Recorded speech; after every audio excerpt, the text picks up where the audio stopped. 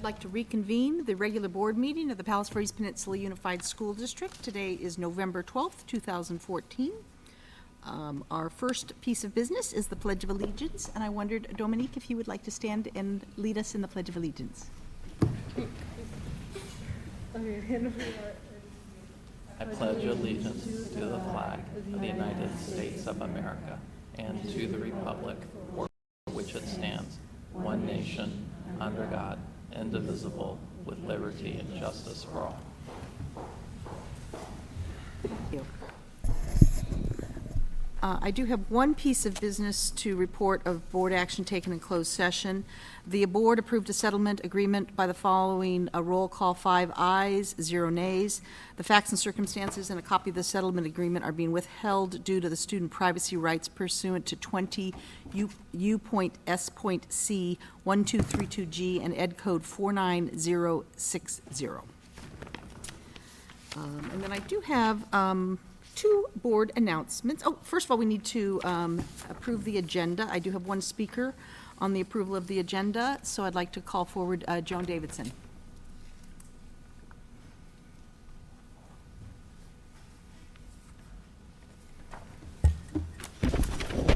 Hi, I noted 3 things that were startling to me.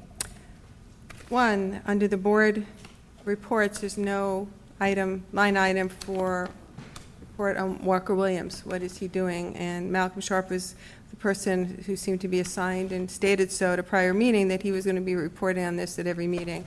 So I'd like the board to please explain that to the public.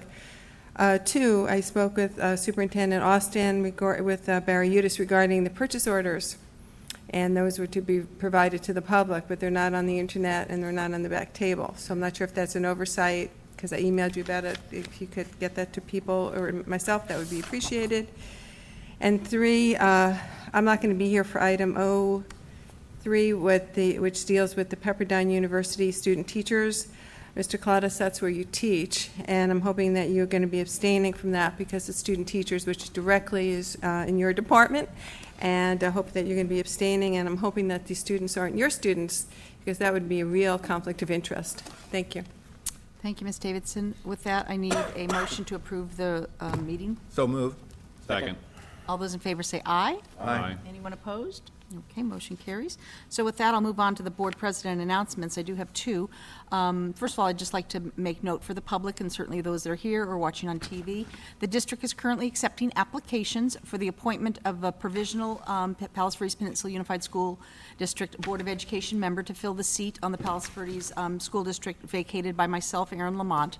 The term of office will be December 2014 through November 15. Applications are available on the district website at PVPUSD.net and are also available at school offices and the Malaga Cove Administration Center. The application deadline is 4 p.m. on Tuesday, November 18th, 2014. Applicants must be 18 years of age or older, reside within the PVPUSD boundaries, and have no criminal convictions per Government Code Section 1770, 3000 to 3003. And the second one is also another opportunity, and that's letting the community know that the Board of Education is seeking 2 additional members for the Citizens Oversight Committee for the Partial Tax Measure M. If you're interested in serving on the Citizens Oversight Committee, the mission statement, purpose of the committee, membership, terms of office, and an application form are available at pvpusd.net or by calling Malaga Cove Administration Center. The office number is 310-896-3418. The committee members are required to live within the boundaries of the school district. A majority of the members must have children or grandchildren currently attending schools in the district and include members from the following areas: business administration, community representation, education, finance, or law. These applications must be received by the superintendent's office by 4 p.m. on Monday, December 15th. I didn't realize I was being timed. Okay. Okay, so with that, we do need to approve the minutes for the regular meeting of October 30th. May I have a motion, please? Yeah, so moved. May I have a second? Second. All those in favor say aye. Aye. Any abstentions? I Yes. believe Dr. Claudius abstains. Okay. All right, with that, we move on to the report I of didn't the have one. superintendent. And I will turn that over to you, Dr. Austin. Okay. Thank you.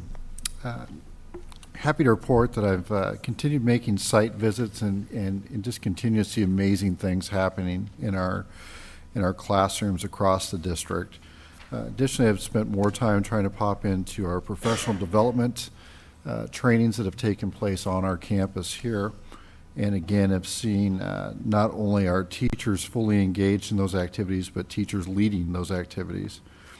Our website revisions have been helpful to get out information that accurately reflects our plan, including resources for parents.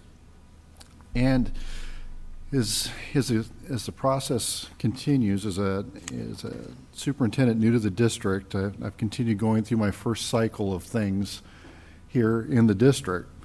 And recently was able to attend but my first experience at the Penn versus PV football game.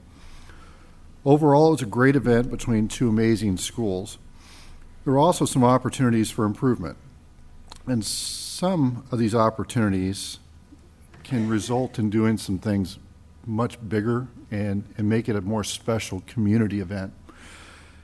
I spent the morning with both principals from our two comprehensive high schools, and we really did what I like to call an after-action report, which means after an event occurs to really spend time critically looking at the event, pointing out the good things that need to continue, and pointing out the things that maybe didn't go the way we would have liked, and then looking for opportunities to do things even bigger and bolder and better.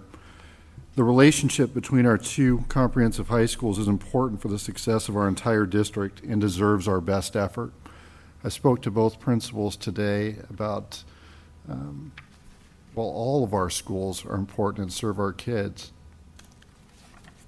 If our two high schools can't work well together, that's probably the most public representation of how our district is functioning, is that relationship between the two schools.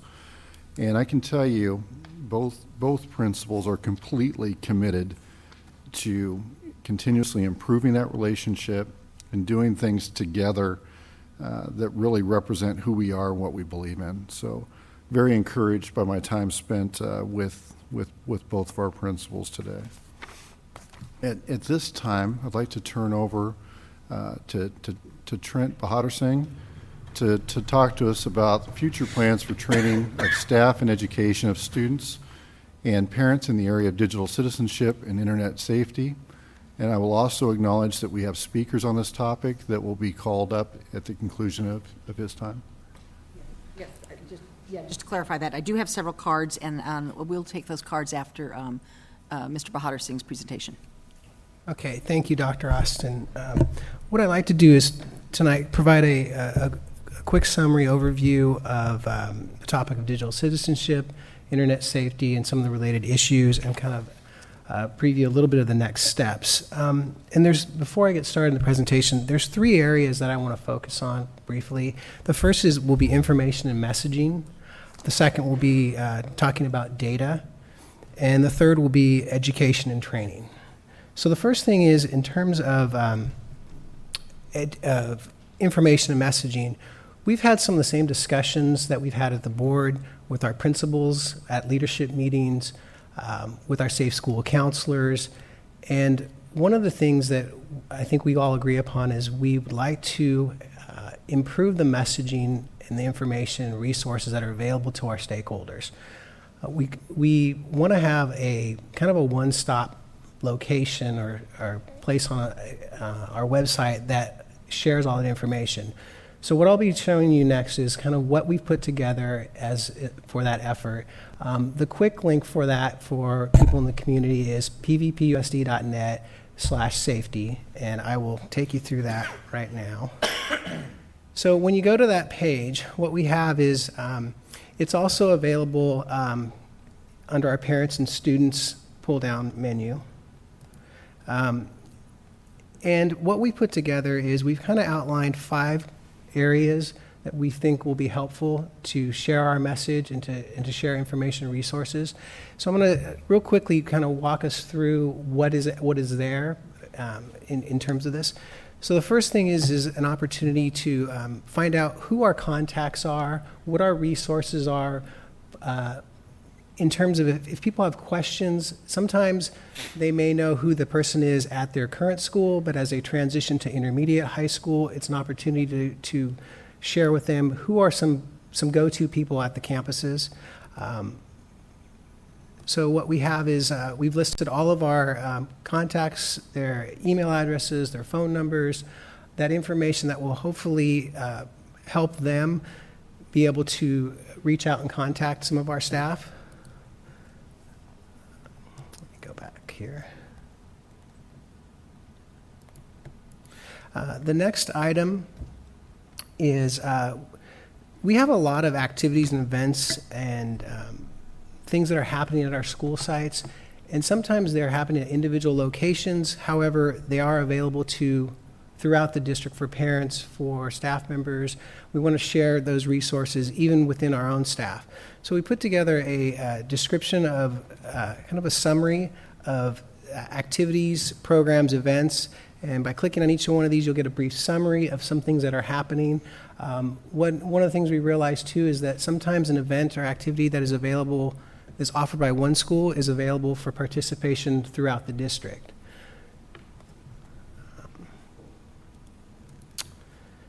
The next item is we put together a kind of a catch-all for policies, and in terms of policies, what we wanted to make it a little more user-friendly for folks to be able to, if there's an issue that they're dealing with, what is our safe schools policy, acceptable use policy, parents' rights. There's links also to our board policy as well as California Ed Code.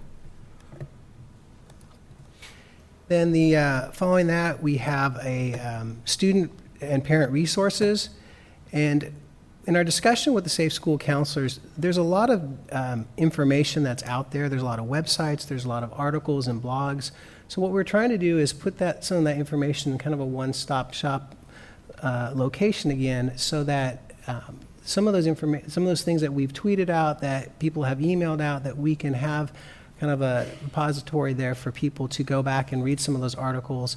And they range everything from etiquette online to rules for digital citizenship, along with some website links that are really helpful to parents and students. The other thing I want to point out while we're on this page is that we have a relationship with the WeTip hotline, and I want to thank Lydia and the 4th VPs and their teams for putting this into place. This is also, I think when a lot of people think of WeTip, they think of community, neighborhood watch, things of that nature.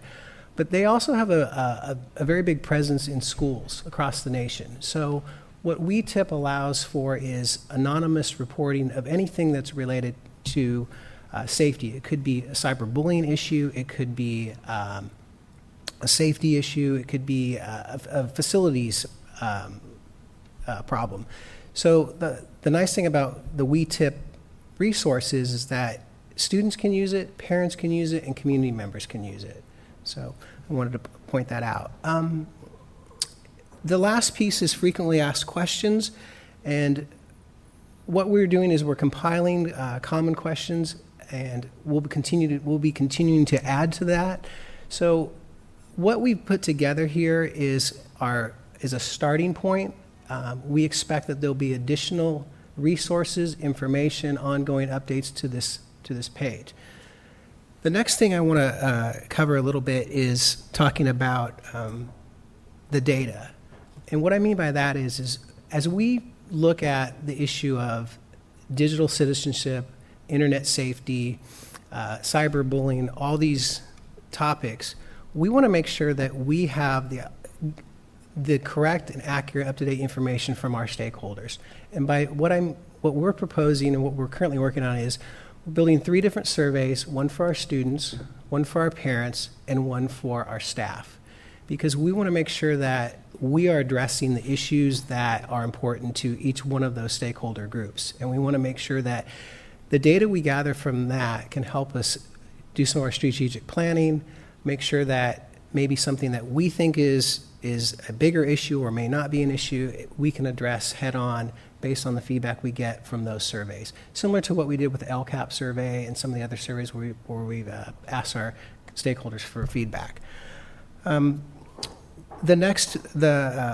those surveys will hopefully be out in the next few weeks to our parent community and our other stakeholders. The last piece is education and training. And when we talk about safety and digital presence and appropriate behavior,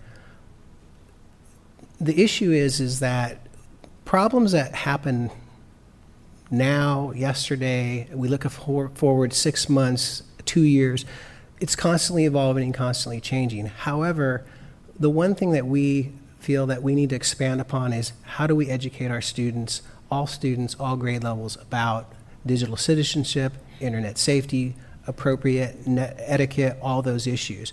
So what we've done is we've partnered with an organization called iSafe, and I'll bring that website up for iSafe is e-safety education, and it's a very well-used solution for educational institutions across the nation. And what it provides is resources, curriculum, lesson plans, videos, information for parents, teachers, students. Our next step for this is to start deploying this and rolling this out to schools so that we can increase and enhance our digital citizenship, internet safety, and all those related issues. So in summary, we're kind of focusing on those three areas. In terms of my report tonight, is to kind of let you know where we're at, what direction we're hoping to go to, and if there's any questions, I can answer those, and also I can toss it back to Dr. Austin. What I'd like to do is maybe take our cards first and then hear what's on the mind of the community and then open it up for discussion for our board. Is that all right? So with that, are you ready, Mrs. Beck, for the timer? Okay, I call Stephen Trinati, please, to speak. Okay, I'll put it back in the back then. Maureen London. Can you come forward to the podium, please? Come forward to the podium, please, and you'll have 3 minutes to speak. That's all right. I'll have you speak after this one, after Mrs. London. Landon?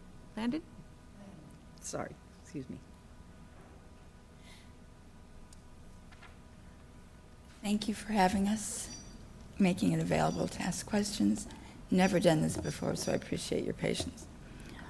It has come to the attention of my granddaughter and her friends' parents that there has been some cyberbullying going on, and it seems to be a situation that's scary for the child and for everyone that it affected. And it also seems to be, as this person has moved from another school, one of the questions that keeps coming up is, excuse me,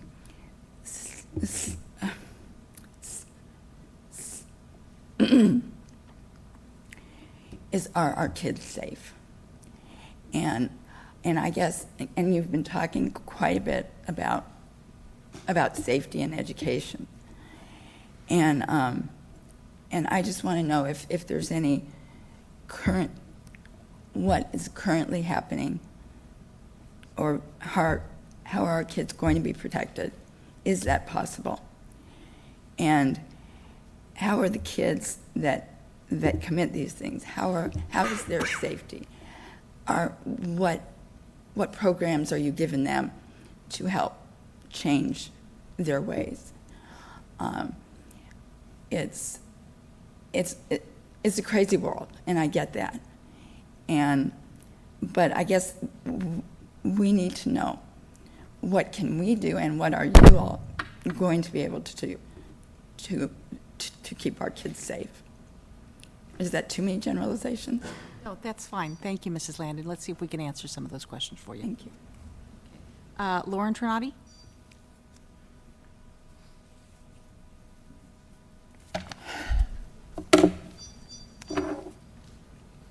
came here tonight with a completely different agenda. At the last board meeting, I talked a little bit about healing and moving forward and perhaps opening some dialogue, but apparently that's really not the direction we're going in.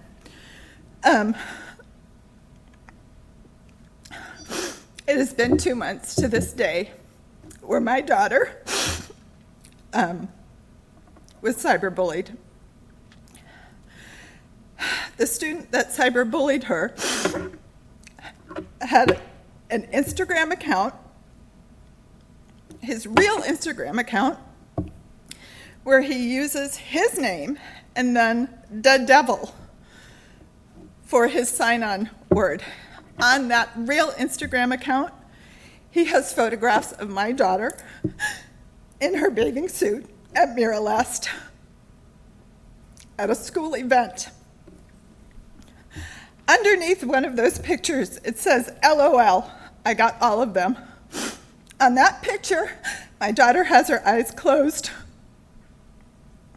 On his fake Instagram account, he has 4 postings, all of which have my daughter's photograph, and they are representing a sexual relationship between my daughter and another student.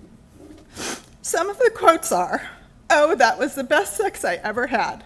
That was amazing. Here's one for you. I walk into your room and this is what I see. There's a condom on the floor and it's staring at me. I feel this rage in my stomach and I ain't afraid to show it, show it, show it. You're grounded and you know it." Okay. These posts are followed by another post of a photograph of 2 men in bloody bunny costumes. One's holding a gun and one's holding a baseball bat. I'm going to read you the quote on this one. "Every night these bunnies would go to someone's house randomly and kill them. They were depressed and sad in their childhood and became friends through the internet. They decided to meet and later became close friends. When they were arrested, the 2 murderers claimed they'd only kill people who would smile at them. They were convinced that those who would smile at them were demons and that God told them to kill the smilers. The murderers also admitted that they cut their tongues out and sewed it to one of their victims." This horrifying post has my daughter's picture on it, and it's signed with her name. I went to Miralest the day this happened, on September 12th. I spoke to Mr. Skoll, and I spoke to Lisa Larson. I was stunned and disgusted toward the attitude that I received. When I asked him what he would do if this were his daughter, he said, "We're not talking about my daughter." I left completely deflated and beyond sad. When I called him that afternoon to find out how we were going to handle Cotillion, his reply was, "Well, I'll make sure he's not her escort." When I explained to him that's not how it works, he told me to take it up. Go ahead and finish that sentence, Mrs. Trinati. I have 3 pages of sentences. I'll give you another half a minute, please, to finish that. Half a minute to finish what? Your final thoughts, please. My God. I just want everybody to know that since September 12th, I've done nothing but pursue this.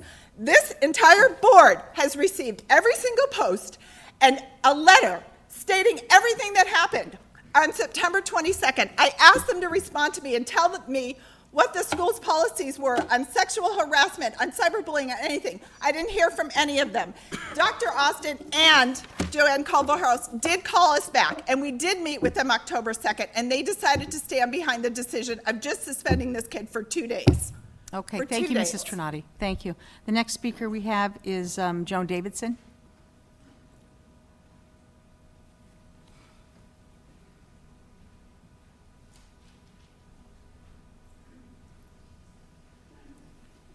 At the last board meeting, you had a room full of parents who came in here and were very, very upset. You just heard a mom who was very upset from Miralest.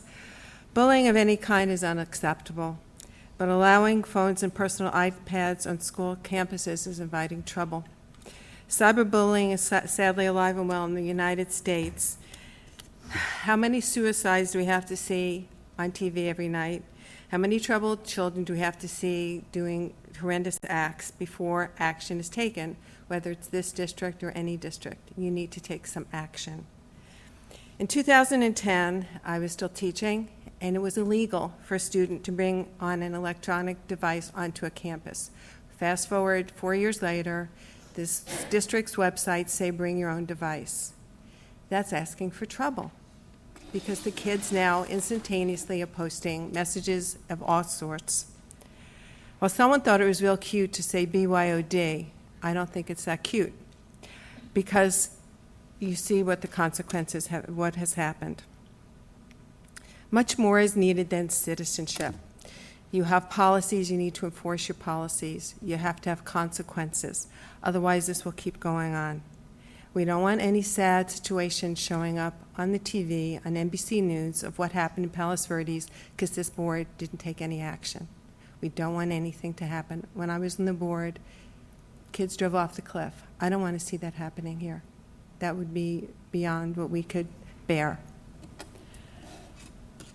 On a personal note, as a teacher, even if I had 40 kids in my class, I could see that something was wrong that day with a child, and I would call them outside and we'd have a talk.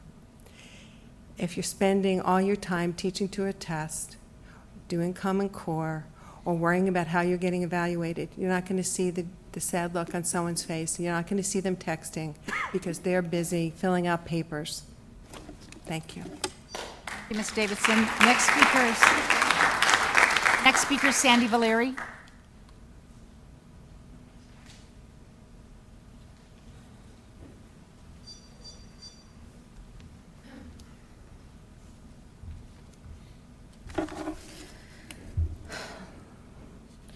First, let me say that I'm disappointed, actually appalled, that the district chose to completely trample a citizen's right to place an agenda item on this evening's agenda.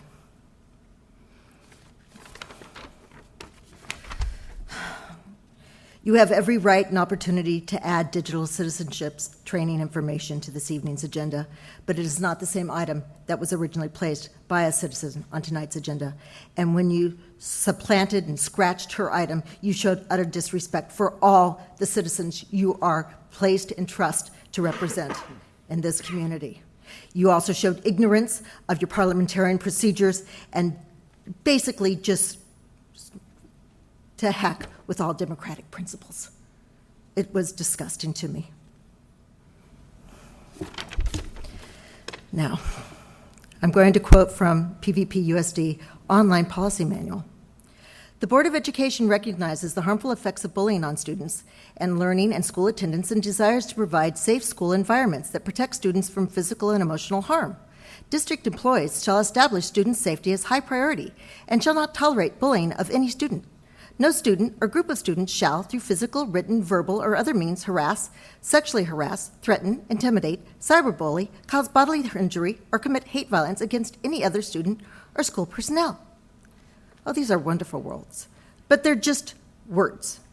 Over and over again, we can cite evidence of an administration that chooses to ignore or just tolerate bullying and not enforce any rules against it.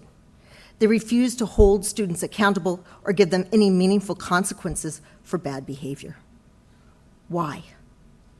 Several years ago, when a young 9-year-old girl made a false report of a stranger on one of our campuses, she was never allowed back on that campus. And principals at our middle school seem fine with punishing students when they use their cell phones inappropriately, even when those cell phones are being used to capture bullies in action. But for some reason, they seem completely impotent to punish bullies. And before you cite me for sexual misconduct for using the word impotent, look it up. It has more than one meaning. So why then do they allow so many of our students to suffer in shameful pain and humiliation? And why do our administrators decide that they want to protect our bullies instead of protecting our victims? And this isn't just one instance I'm talking about. It's not just one school, and it's not just one principal. It's a systemic failure to protect our children. You have a moral and legal obligation to provide a safe and secure learning environment. And yet every day on every campus, children are subjected to all forms of bullying. And even when it's reported, nothing is done. We need answers. We need action. We need change. you need to take some action, put some muscles behind all those pretty words, and start actually enforcing them. You need to conduct an independent study to determine how widespread this problem really is and find out why our administration refuses to put any consequences against the bullies. Is it because of negative metrics, or is it too much paperwork? Ms. Valeri, finish that sentence, please. Thank you. And we really can't have each principal be their, like the Wild West, where they're their own sheriff and judge in their own little Wild West town. You have to have standardized consequences that are used fairly across all schools. Thank you, Ms. Valeri. Last speaker on this subject is Stephen Trinati. Good evening. My name is Stephen Trinati.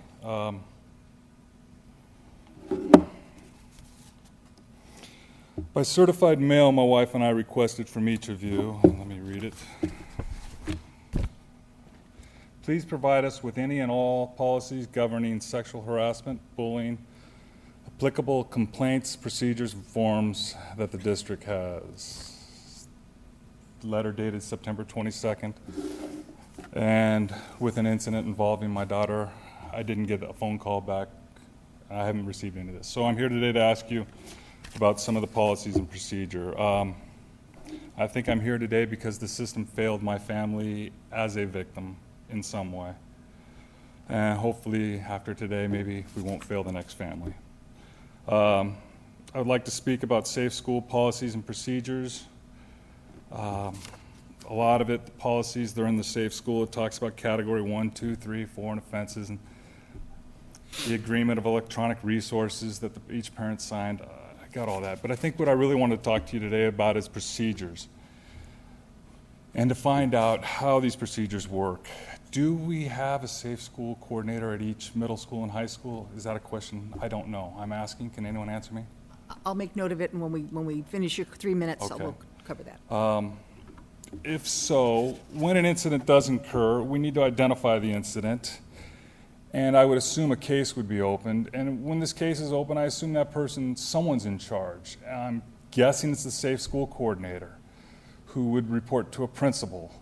I think we would take the case, we would identify victims, and we would dispatch, I would assume, 2 counselors at minimum, 1 to the accused bully, 1 to the accused victim. I would think follow-up phone calls were made. In my own case, any phone call I got from this school district was made to me as a follow-up of a phone call I had made. I didn't get one phone call in the end asking me how my daughter was, how my family was. I didn't get a phone call the next day. I didn't get a phone call 2 days later. I didn't get a phone call when Monday they realized my daughter wasn't in school again. When this case is opened, it seems to me you have to go, I'm running out of time. If you were to take my case, the case that you guys have read in this, and let's just change the situation just a little bit. Let's take the exact same scenario of what I've given you.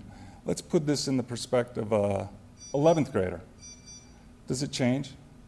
An 11th grade girl, or what happened to my daughter? Does that change everything? You're talking sexual allegations. Go ahead and finish up your last couple comments here. My last? I'm sorry, I'm out of time, but there's so much to speak on I know, this. I understand. But I guess what I'm asking for in this is what is your policies and procedures towards a victim? Because I think in this case you failed. I think follow-up phone calls need to be made to a few people and weren't. I'd like to know who's in charge of the case and their authority. Thank you. That's the last spot.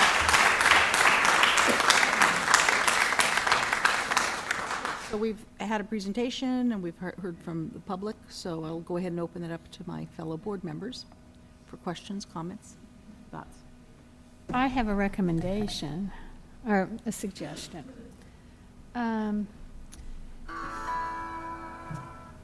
Okay.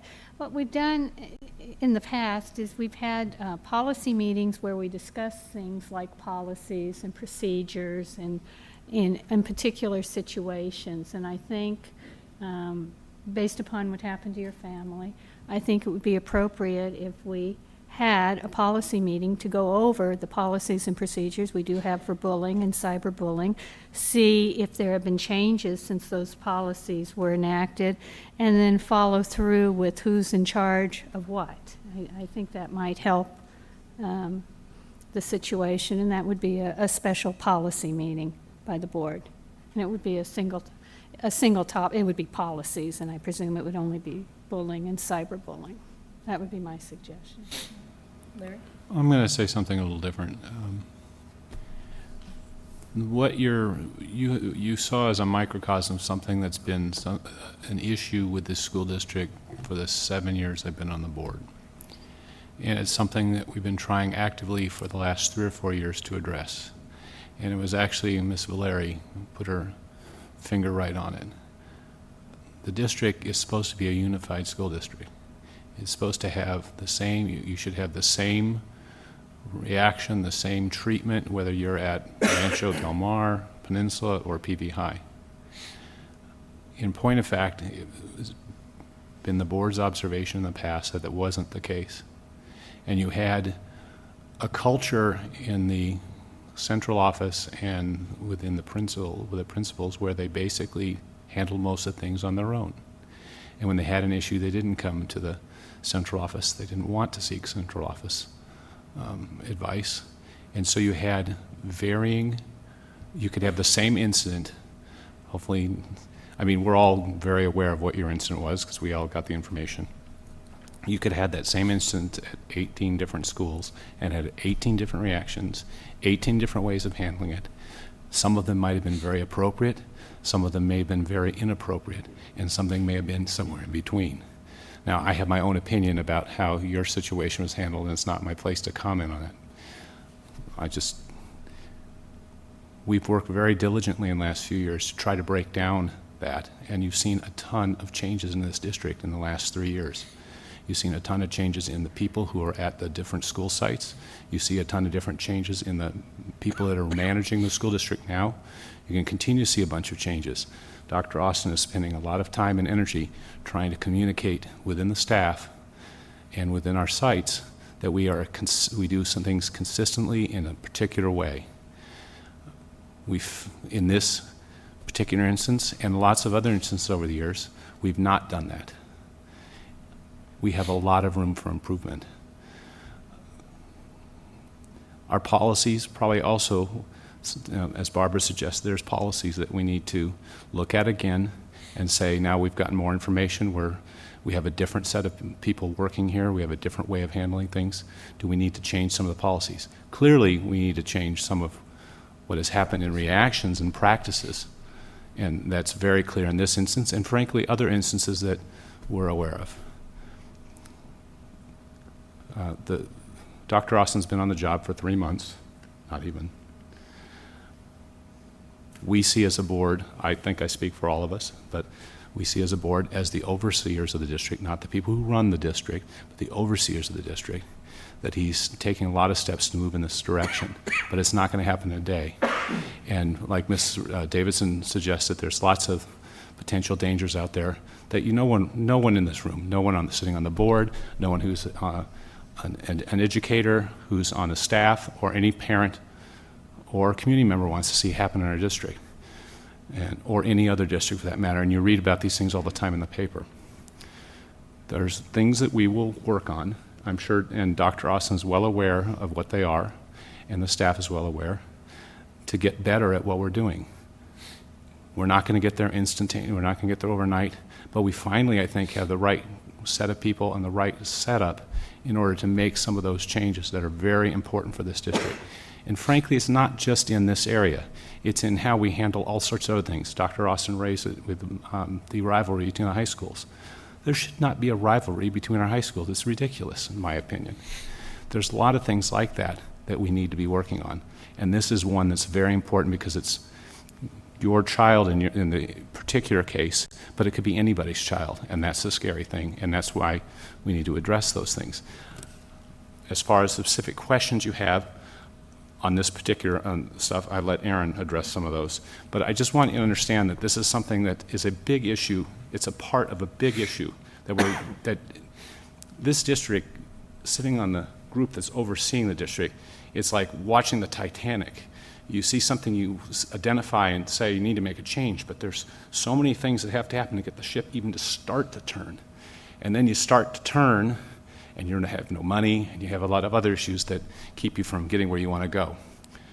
I think we do have the right group in place. It's going to take time, though. Okay, thank you, Larry. Any, Malcolm, thoughts? Yeah. I have a particular interest in this whole area, given that this was the work that I did for about 20 years at USC, well before there was the internet. But like giving keys to a teenager and say, you know, be safe in the car, we had to develop, it was like designing and building the airplane while you were in flight.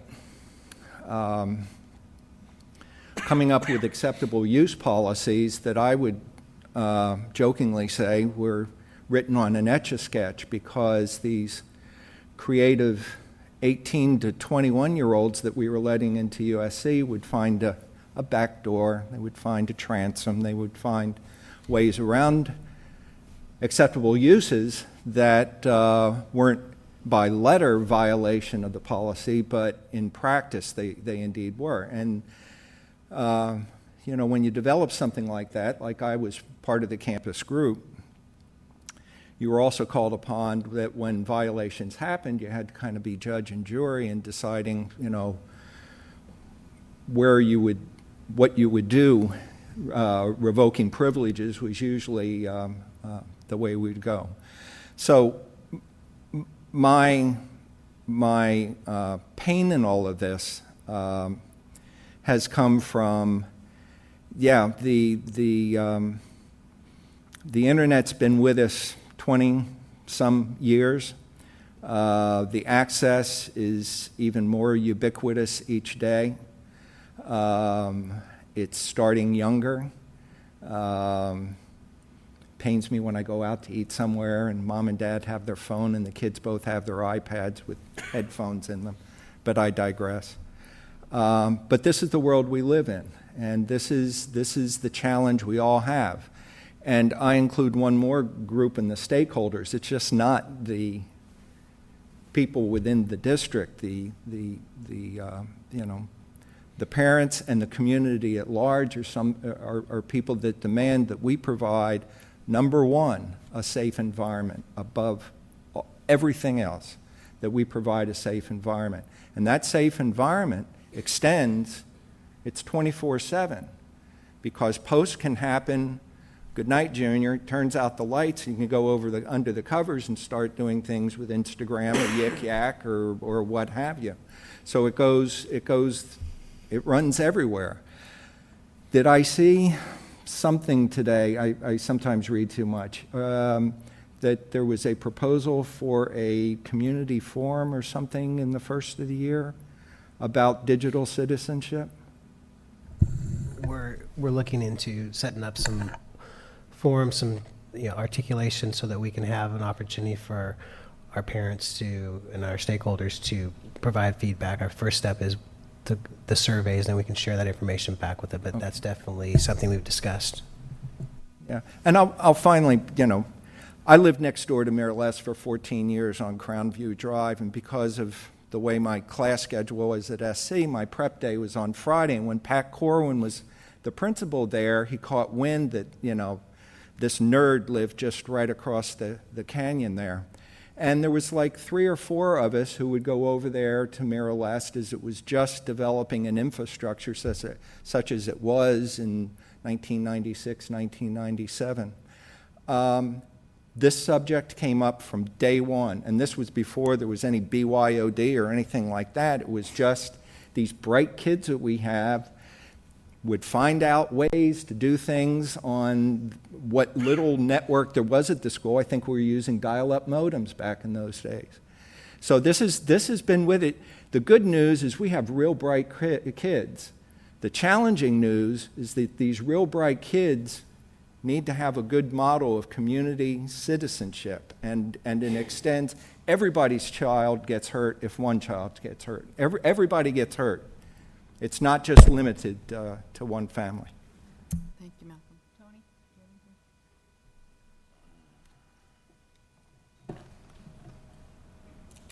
I would just add, the first speaker spoke about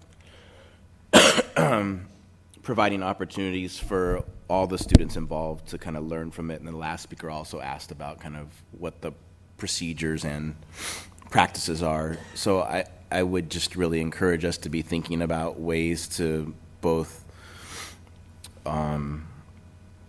continue to deal with the situation as well as prevent future ones. And the other thing I think I would just ask,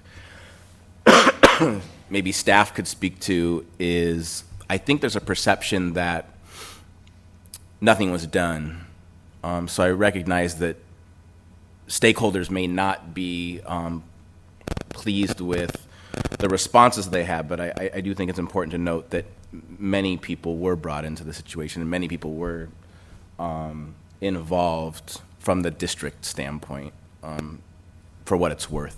I just want to share that.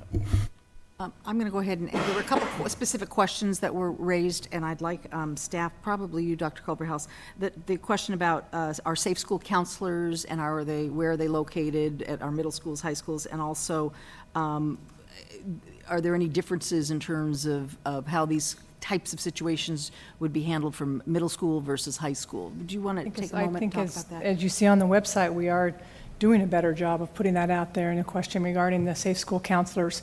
Safe school counselors have trainings on a regular basis, understanding that we could do a better job of working with our safe schools counselors and our administration to provide additional training. We are having a training with our principals on December 4th, talking about discipline policies and looking at some of our policies regarding suspensions and safe school policies. So I think that when regarding our safe school counselors, they're very much up to speed on doing what's best for our students, and we do have regular meetings. And the other question I actually had in that. Distribution. Hold on. Staffing. Oh, how? So you want to just clarify that each of our, how the safe school counselors are staffed at our sites? Yes, the we middle have one schools? at each school, and then the counselors are used at our Rancho Del Mar, and also on call basically at our elementary schools. And we've already had a couple cases where our principals have contacted a couple of our counselors, safe school counselors, to work with some of our staff and some of our students at the elementary school. But each middle school and high school has a safe school counselor. But I think it is important to note that our high schools do them slightly different. Our safe school counselor, they may have somebody that Palos Verdes Peninsula has a dedicated safe school counselor, and Palos Verdes High School has each of their counseling staff take care of that responsibility. They've modeled it slightly different. So, but the fact is that all of those students have access to those safe school counseling skills and services. Correct. Okay. The question I had, I believe when Trent, when you were doing your presentation, so the iSafe program that we're getting ready to roll out and introduce, how will that be rolled out to the school sites and to the community as a whole? Just help me understand that a little bit. The first thing we're doing is we're looking at the curriculum resources that are available. There's multiple levels of resources. One of the first things we want to do is there's some videos that we'd like to have all of our students review as part of an introduction. There's lesson plans we want to review with our instructional staff and our principals and ed services to make sure that we're selecting the appropriate topics. Some of the, like someone was mentioned earlier, there's some things that are already currently happening in some of our pilot programs at the elementary school. We're going to look at the best practices and see if we can either replicate some of those things or augment those with the resources that iSafe has. There's to be honest, I have to spend a little more time on the parent resources from iSafe. But what we're trying to do is to share some of those other resources and links for our parents. I know that our Safe School counselors have spent a lot of time and energy trying to share that information with the information nights, with email messaging, all of those types of communication avenues. But I think what Dr. Culverhouse said is we do have some areas that we'd like to expand and see grow so that we can make sure that it's not just individual schools that have these, but that it's at all schools, and that oftentimes many of these programs are available to all parents, but we need to do a better job of messaging and sharing that information. And does the iSafe program update, I mean, because as a couple of us have alluded to, things change almost, as you speak. So does that get updated on a fairly regular basis? Yeah, and we're going to be working with them because, like some of the issues that we've dealt with are, even this year with some social media websites that have just popped up, that are maybe more geared towards the college level, have found their way down to the high school and intermediate. And the reality is we know that something that may be a sensitive or hot topic now will be completely maybe ignored in 2 months, and that we'll move on to another problem for our students. So that I want to give a lot of credit to the Safe School counselors because they have a really good pulse of what is happening at their schools. They're often some of the first people that inform us of this is a problem. This website is something new that students are now finding, to be popular, or create some issues that we don't unanticipated problem. So absolutely, we'd like to make sure that we're staying on top and as much out in front as we can. I want to last thing.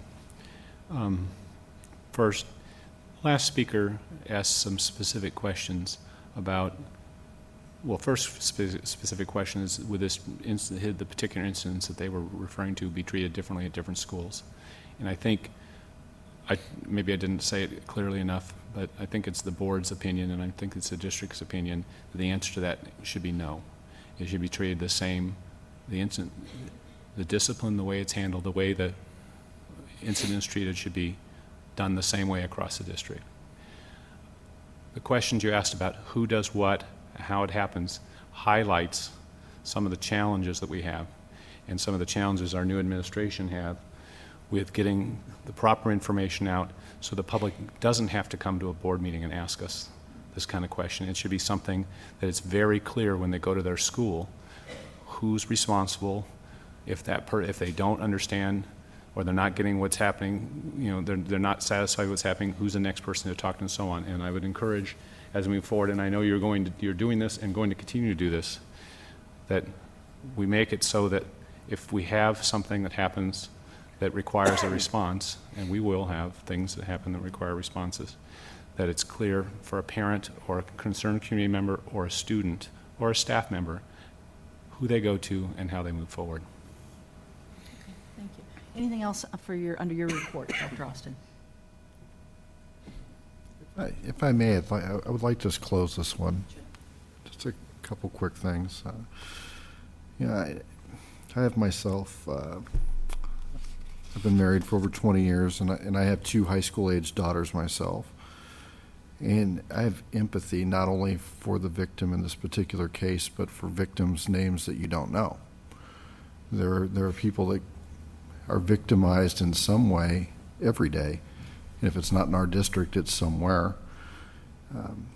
The silent victims sometimes we don't know about, or they have no advocate, which makes it all the more important to look out for them as we move forward. As Mr. Sharp had mentioned, before the internet, kids still said and did mean things to each other, and for that matter, so did adults. Everything has parallels. I just want to share a quick parallel. I was at Huntington Beach.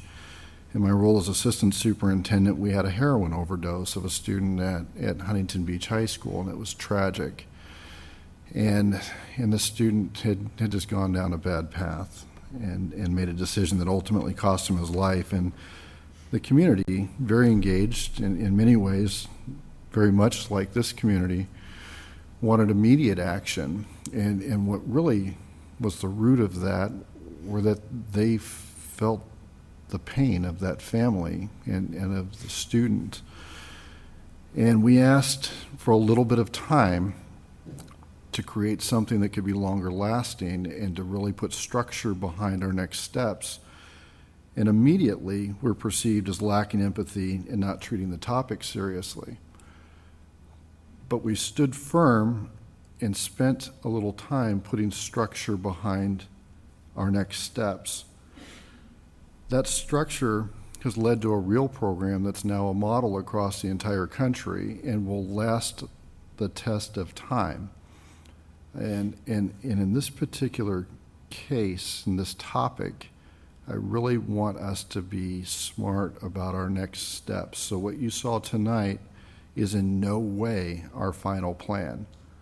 It is progress that we're making moving forward.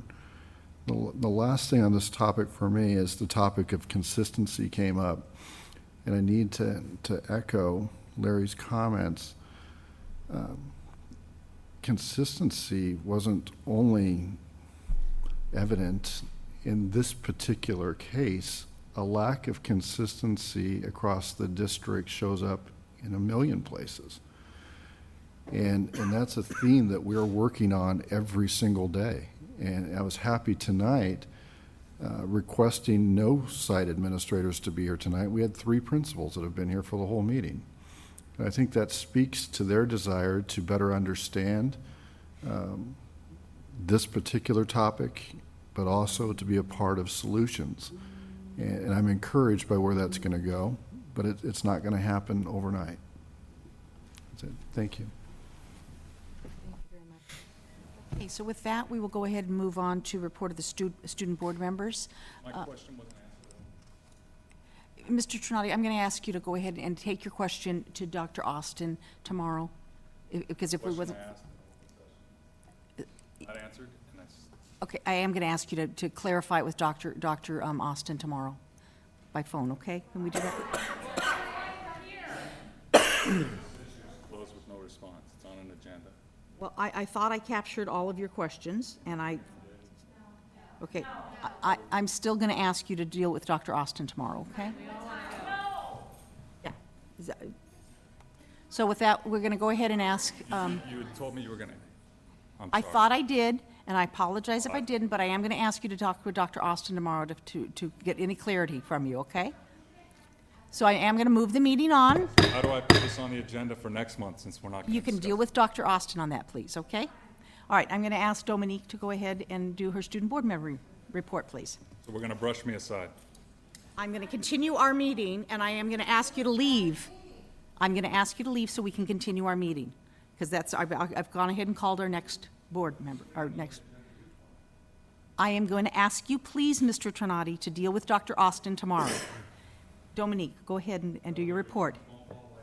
Go ahead and do your report, please. We just had our Halloween barbecue and field day. We, everyone dressed up, and yeah, we played sports. And Give it 1 second, Dominique.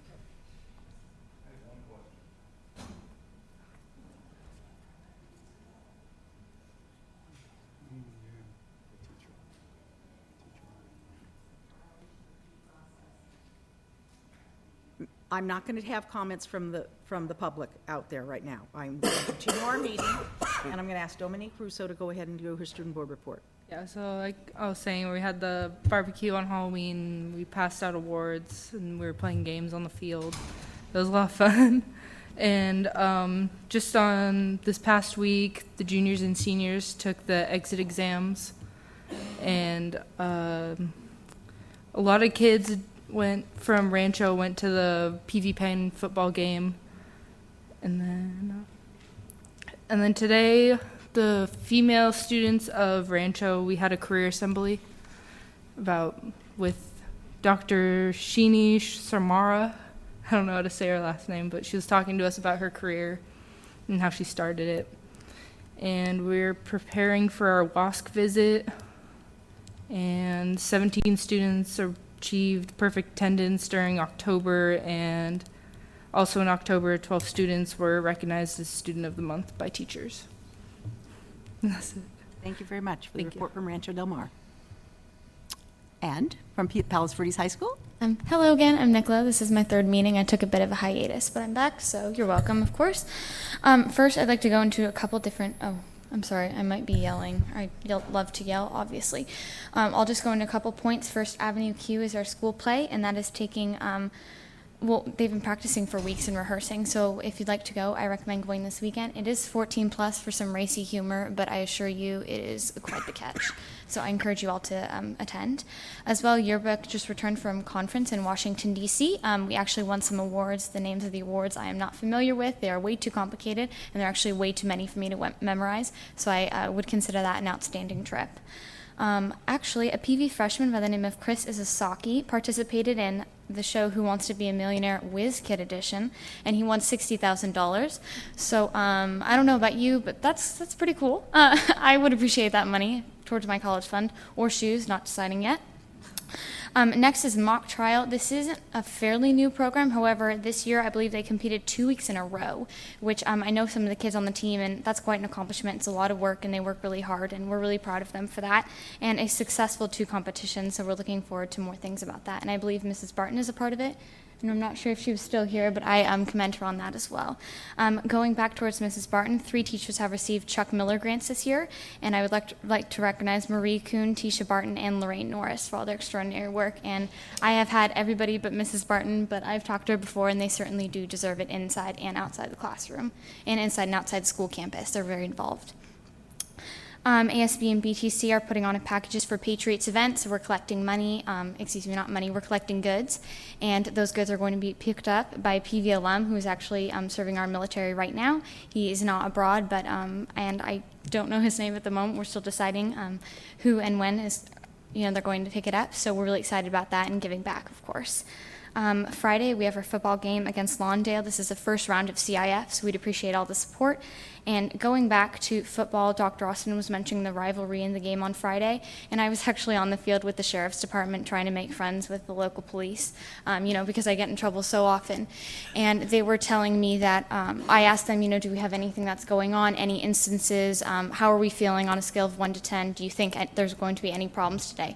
And I got absolutely none the entire game. From the beginning to the end, nothing happened. A couple years ago, we had some instances. We've addressed them, and I'm proud to say that this year is phenomenal. And everything went well, and the game was great, and we kept our signs only, I'm an ASB, so we kept our signs only positive towards our team, nothing negative towards Peninsula, and they did the same, and we're happy to report that we appreciate all that they've done over this past year, and we're looking forward to football season, basketball season, and volleyball, and so on, so that's good. We have water polo on Thursday for CIF and cross country for CIF, so right now we're in the runs of athletics. I know a couple of people brought this up, and I swear this was already on a topic I was going to discuss. The PTSA actually approved Mr. John Osh, and he is coming to our school, and he's giving a school-wide presentation regarding digital citizenship, like mentioned earlier, and that is going to be to faculty and to students. I had some comments on that just of my own choice. I decided this before I was even came to the meeting and knew what we were talking about, so I'm glad this is what we're talking about. I do agree that we always need assemblies, and it's good for the student body to understand what's going on. However, it's hard when you pile, 1,800 kids into a gym and say, this is what you're going to do, this is what we're doing wrong, and this is how you fix it. It's a little more face-to-face than that and individualized, and I believe Dr. Parks is doing a great job of not just calling certain students in, that's not what we're talking about, but if there's a problem, we fix that. And Yik Yak was an issue, and I'm not sure if that was addressed in this room, but Yik Yak was an issue. It went on for 2 days. We realized we can't do this anymore. This is ridiculous. I don't know who created this app, but it was nuts in the beginning, and they should have known that. And it was going to create issues, and I'm sure they're making money off of that. But we handled that in 2 days, and everybody whose feelings were hurt at the beginning, that was resolved, and we had not just an assembly, but we had certain individual and classroom-like discussions about it, and everything was resolved from that. There are still some issues going on, but nobody's perfect, and there's always room for improvement, so we're glad to report that. Also, for the website, I had no idea that was even an option, and I'd like to think I'm pretty involved in the school district and just my school as well, so I think, and I will take it back to the school, we can post that on our news site, as well as 205 News, which is the video broadcast program, but I think as long as people know that that's an opportunity for them, then they can take advantage of it. Because if they have no idea what it is, or they have no idea that it's there, then how are they supposed to use that as an opportunity? And I think that's one point. Also, efficacy and transparency, I think, is something we've talked about a lot, and I'd like to commend you guys on that. I came to a lot of board meetings last year, and everybody was very hesitant, including the audience, and I think this year you all are, and I'd like to think of ourselves as doing a great job of trying to address issues as it come, maybe because it's new perspectives, maybe old perspectives, I'm not sure. But I think we're going in the right direction, and I can say from a high school standpoint, as people who are involved, my birthday is in 6 days, I will be 18, I already received my voter registration, I worked the polls, I'm interning for the new assembly member, I'm a candidate for the Senate program, I'm going to Washington D.C., I'm meeting the president, I know what's going on, and I know that we're handling and addressing every single issue. So thank you for that.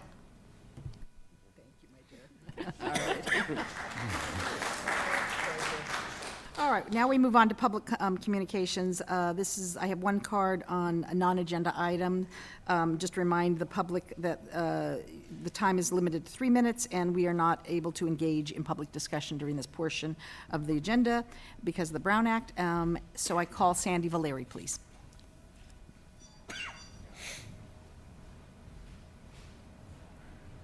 My comments tonight are on campus behavior, and this very much goes along the lines of what Malcolm said earlier, because the agenda items tonight had to do with cyber behavior.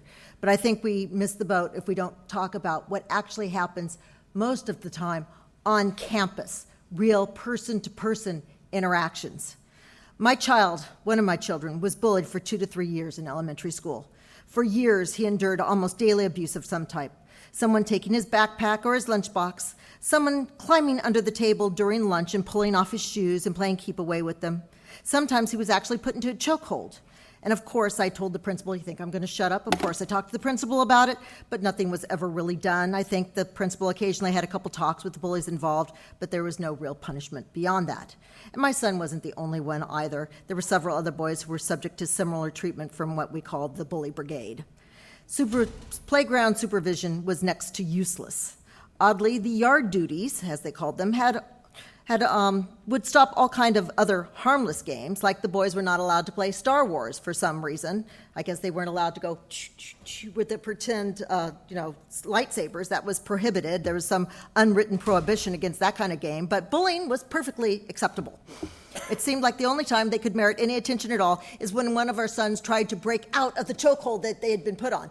Chokeholds were fine, but trying to break out of them so you could breathe, that wasn't allowed. One day last year, my daughter came home distraught, not for herself, but because some poor boy was being just tormented, because every time he walked up to any child, it seemed to ask to try to say hello or to talk, to be included in anything, the children would run away laughing at him. And he would be broken into tears. And she said, Mom, I just can't stand to see this boy treated anyway. Please, please, please do something for him. You know, we were in the principal du jour situation. Nobody was in charge at the school anymore. I don't even know who I talked to, but I had to do something. I had to answer my daughter's compassionate plea for help for this poor boy. So I talked to somebody, and they said, oh, yes, well, we've talked to the boy about it. I'm like, the boy? You talked to the boy about it. Didn't anyone talk to the children who are treating him this way?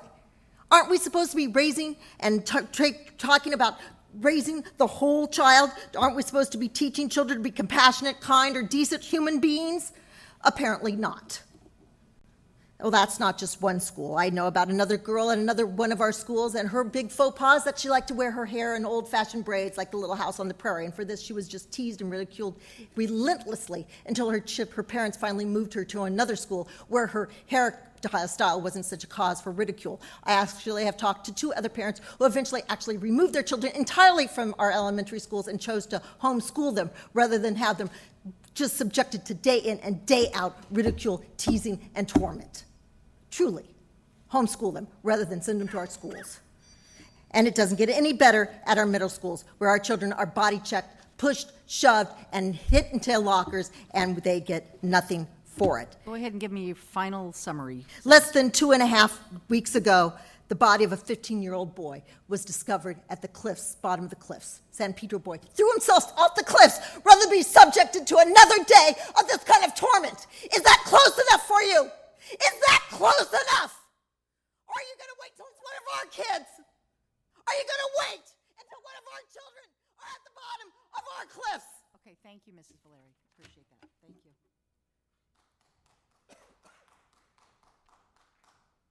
Okay, so our next agenda item is a special report. And Dr. Austin, do you want to go ahead and introduce that subject? I do. Do a microphone check. I got it. Thank you. At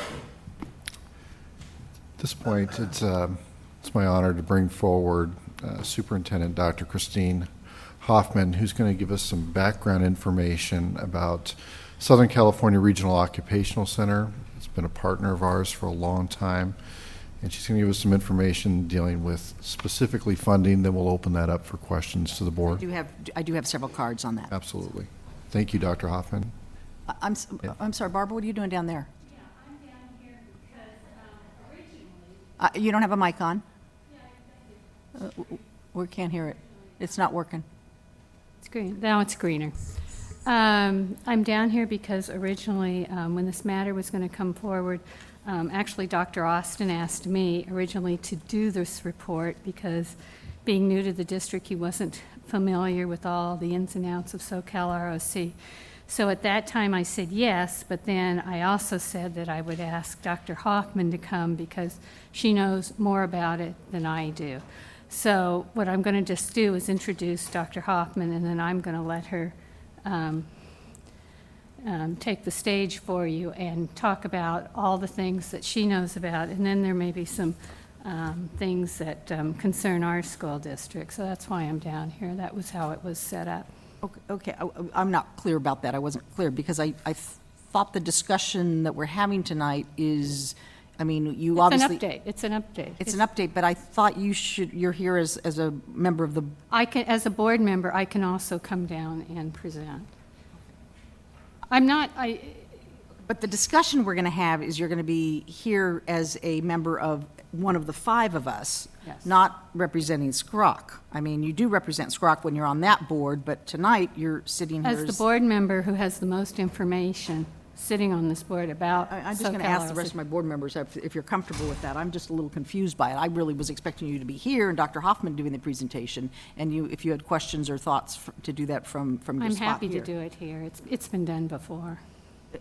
Fellow board members, anybody? I just caught me off guard, so I want to be sure where everybody else is. Because it's important, I think, to understand that you're representing the Palos Verdes Peninsula Unified School I'm District helping tonight. with the presentation. I also represent the school board.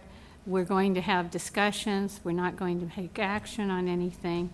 And I'm just here to help clarify questions that may come up. I will just tell you, I'd be more comfortable if you were back here in your But seat. I'm more comfortable sitting down How about the here. rest of you?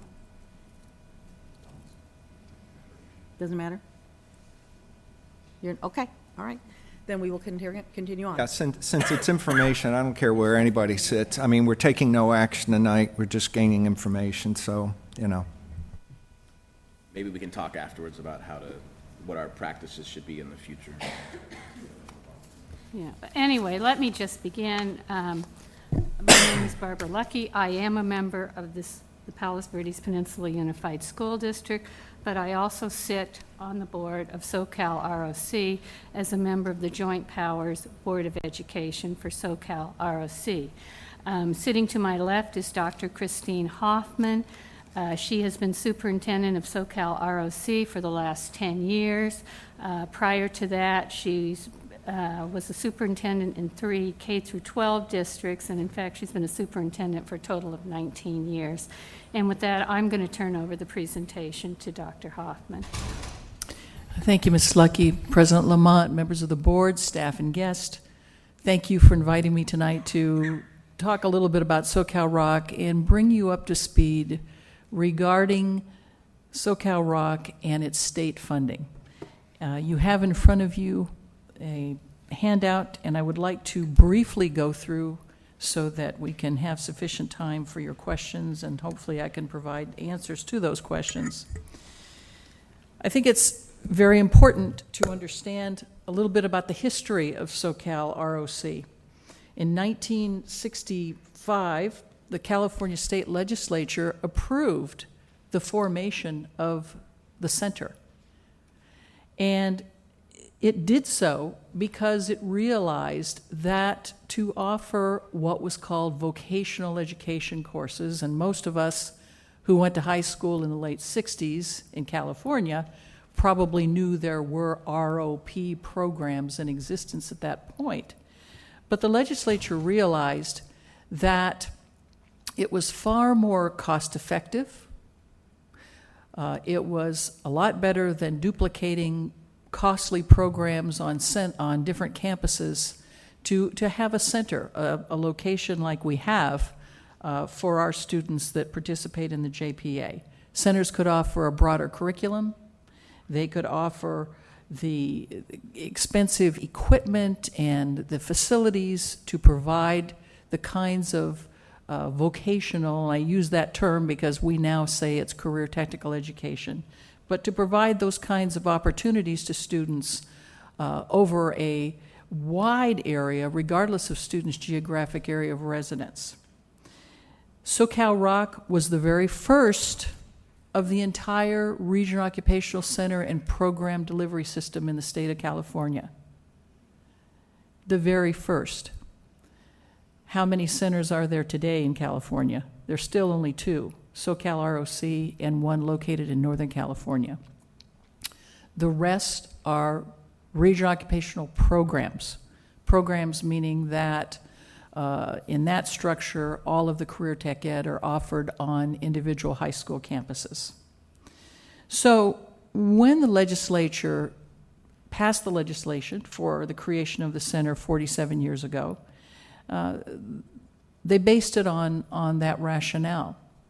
And I posed the question, and I've made several presentations to our legislature over the last 2 years in saying, is the legislature's intent 47 years ago, is it any less important today?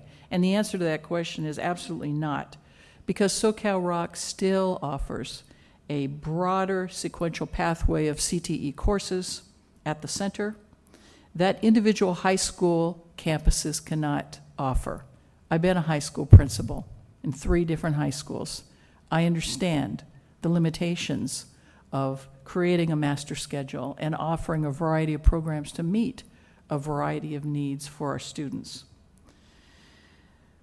The center offers a flexibility that high school campuses cannot offer in terms of industry skilled instructors, in terms of offering programs that meet the needs of our students maybe this year, but 5 years from now or 3 years from now do not meet the needs. And so programs can be changed out to meet those industry changing trends. Economies of scale. When you look at on any individual high school campus, in certain classes you may only have a handful of students who want to take a certain class. Maybe it's a biomed class. So if there are only a half a dozen students who want to take a biomed class, what happens is, as we all know, that class can't be offered. But when we draw, as a center, from all over the South Bay, we might have a half dozen students from Palos Verdes who want to take that course. We might have another half dozen students from Manhattan Beach who want to take that course, and another half dozen students from El Segundo who might want to take that course. And it makes it possible then for students to get that opportunity. If you go through history of how we got here, and I say that in terms of how SoCal Rock and the other ROCPs in the state of California have been funded, for over 40 years, the state of California has funded outside of your general fund allocations, has funded the ROCPs. And I always like to say, and I say it at the state, career tech ed is great when it's free. And it has been free. It has been free to school districts. And now, the state obviously is changing that. But for the last 4 decades, over 4 decades, the state budget included a line item for the ROCPs. And what it did was, it took every ROCP. A few years ago, there were 74 in the state. We were the first of the delivery system, remember that. but it provided funding from that state pot of money to each of the 74 ROCPs in the state. We each got a percentage to offer and to run career tech ed programs for our participating school districts. And the formula was based on, you all know about revenue limits because you have revenue limits for K-12, but each ROCP had a revenue limit. And in 2007-08, the revenue limit for SoCal Rock was $3,502. And we had, each ROCP had an ADA cap. An ADA is different, generated differently than it is for you, but we had an ADA cap. And our ADA cap for SoCal Rock was $2,714. Let me just interrupt and let you know that all this information is here in is the packet. Is in your packet. And that gave us in 2007-08 a little over $9.5 million of state funding to run our center and to run the programs that we provide for our member JPA districts. There are three models of ROCPs. County-run ROPs, which are the majority in the state. The county-run ROPs make up about 2/3 of the entire structure. The single large district ROPs, LAUSD runs its own ROP. Long Beach used to run its own ROP. They dissolved their ROP. And joint powers authorities. There are about 24 joint powers authorities left in the state. Most of them happen to be in Southern California. The two centers are part of those joint powers authority models. So everything's been great for the past 4 decades in terms of the state providing funding and for us providing to our participating JPA school districts, counties providing to their school districts CTE programs. In January 2013, the governor introduced his budget for the upcoming year, the upcoming budget for the state, and in his proposal, the line item for the ROCPs was eliminated. SoCal Rock was the very first to make an issue of that with the state. We said, wait a minute, the funding's gone. You eliminate the funding, you've eliminated us, essentially.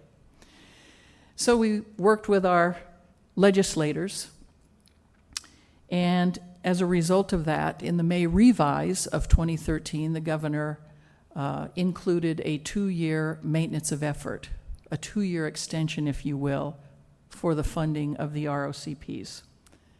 We are in the 2nd year of that maintenance of effort, but what that maintenance of effort said, whatever monies, ROCPs that you received in 2012-13, you will receive for 13-14 and 14-15. Where are we?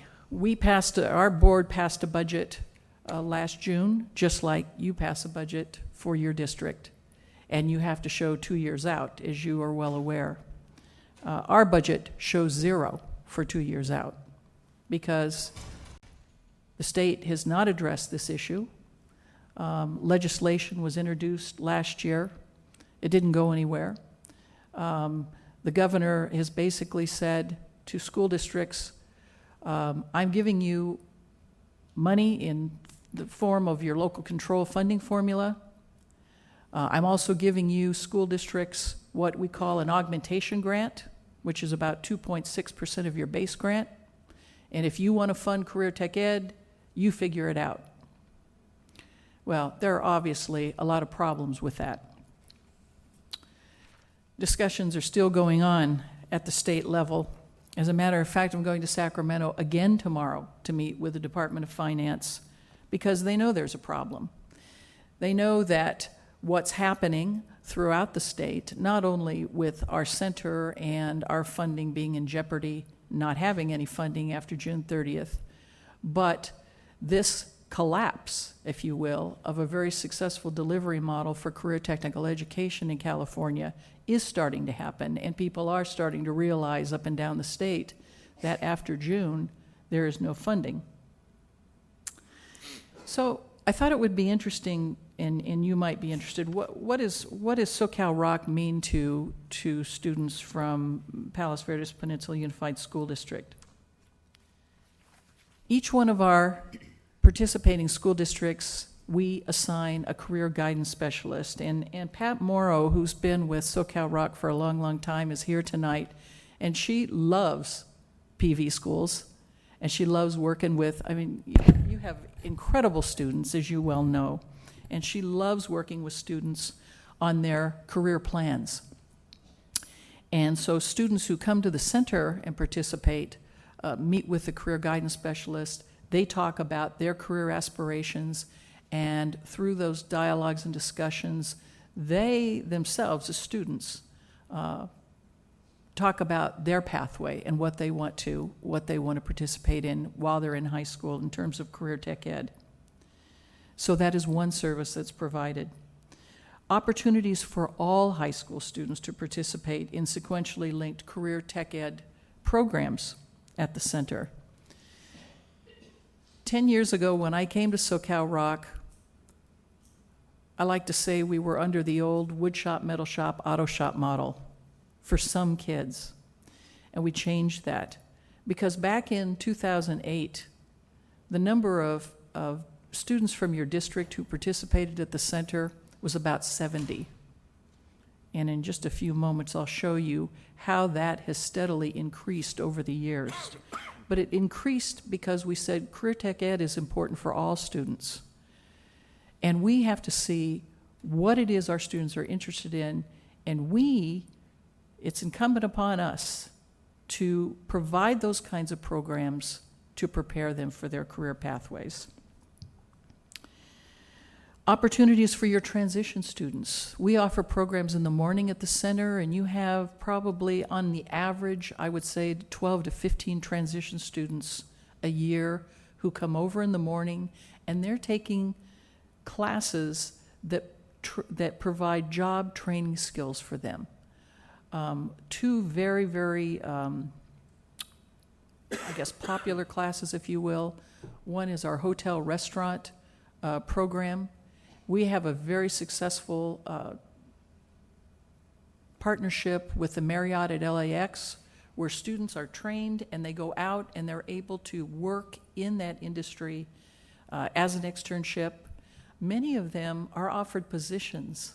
Once they're aged out of your program at age 22, many of the students that have gone through their training programs are offered positions at the Marriott. The other very popular program is our retail sales, where again students are trained and they participate in externships out at the mall, Del Amo Mall, in various stores, and working in various capacities and doing things that they can actually do.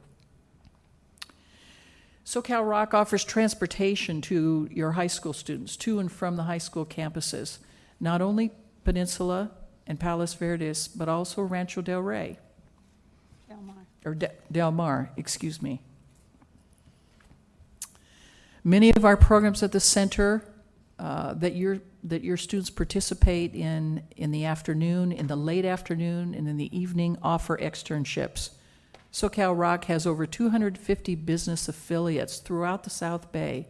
Those are doctor's office, those are dentist office, those are offices and businesses of small business owners throughout the South Bay, where students can actually go out and practice what they've learned. And again, many of those externships lead to employment for students.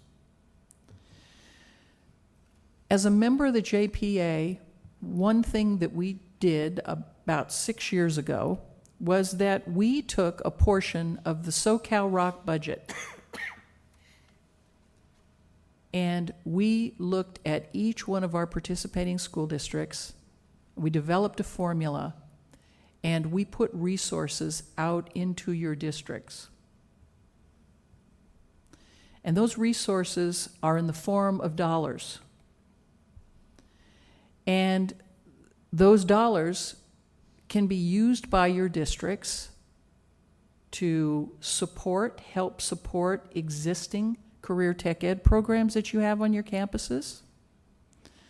to buy equipment, materials, resources, to maybe even help support the teacher's salary that you have designated on your campuses. Additionally, those resources, those financial resources, can be used to purchase SoCal Rock instructor time. So you might have the need to have one particular section of something that you have enough students on your campus that want to take. Maybe it's an engineering class. Maybe it's a digital photography class. But you can't find a teacher because you can't find a teacher for one period a day or somebody who's a specialist in that area. So some of the districts actually purchase SoCal Rock teacher time with those resources. And for the last 6 years, we have provided to this district over $308,000 for that very purpose. Scholarship opportunities every year at the center. SoCal Rock, through the generous donation of various folks and businesses throughout the South Bay, provide over $30,000 of scholarships. And that's for students who are attending programs at the center. So there are a lot of different opportunities for your students, not only at the center, but also what is provided on your campuses and how you choose to use the dollars.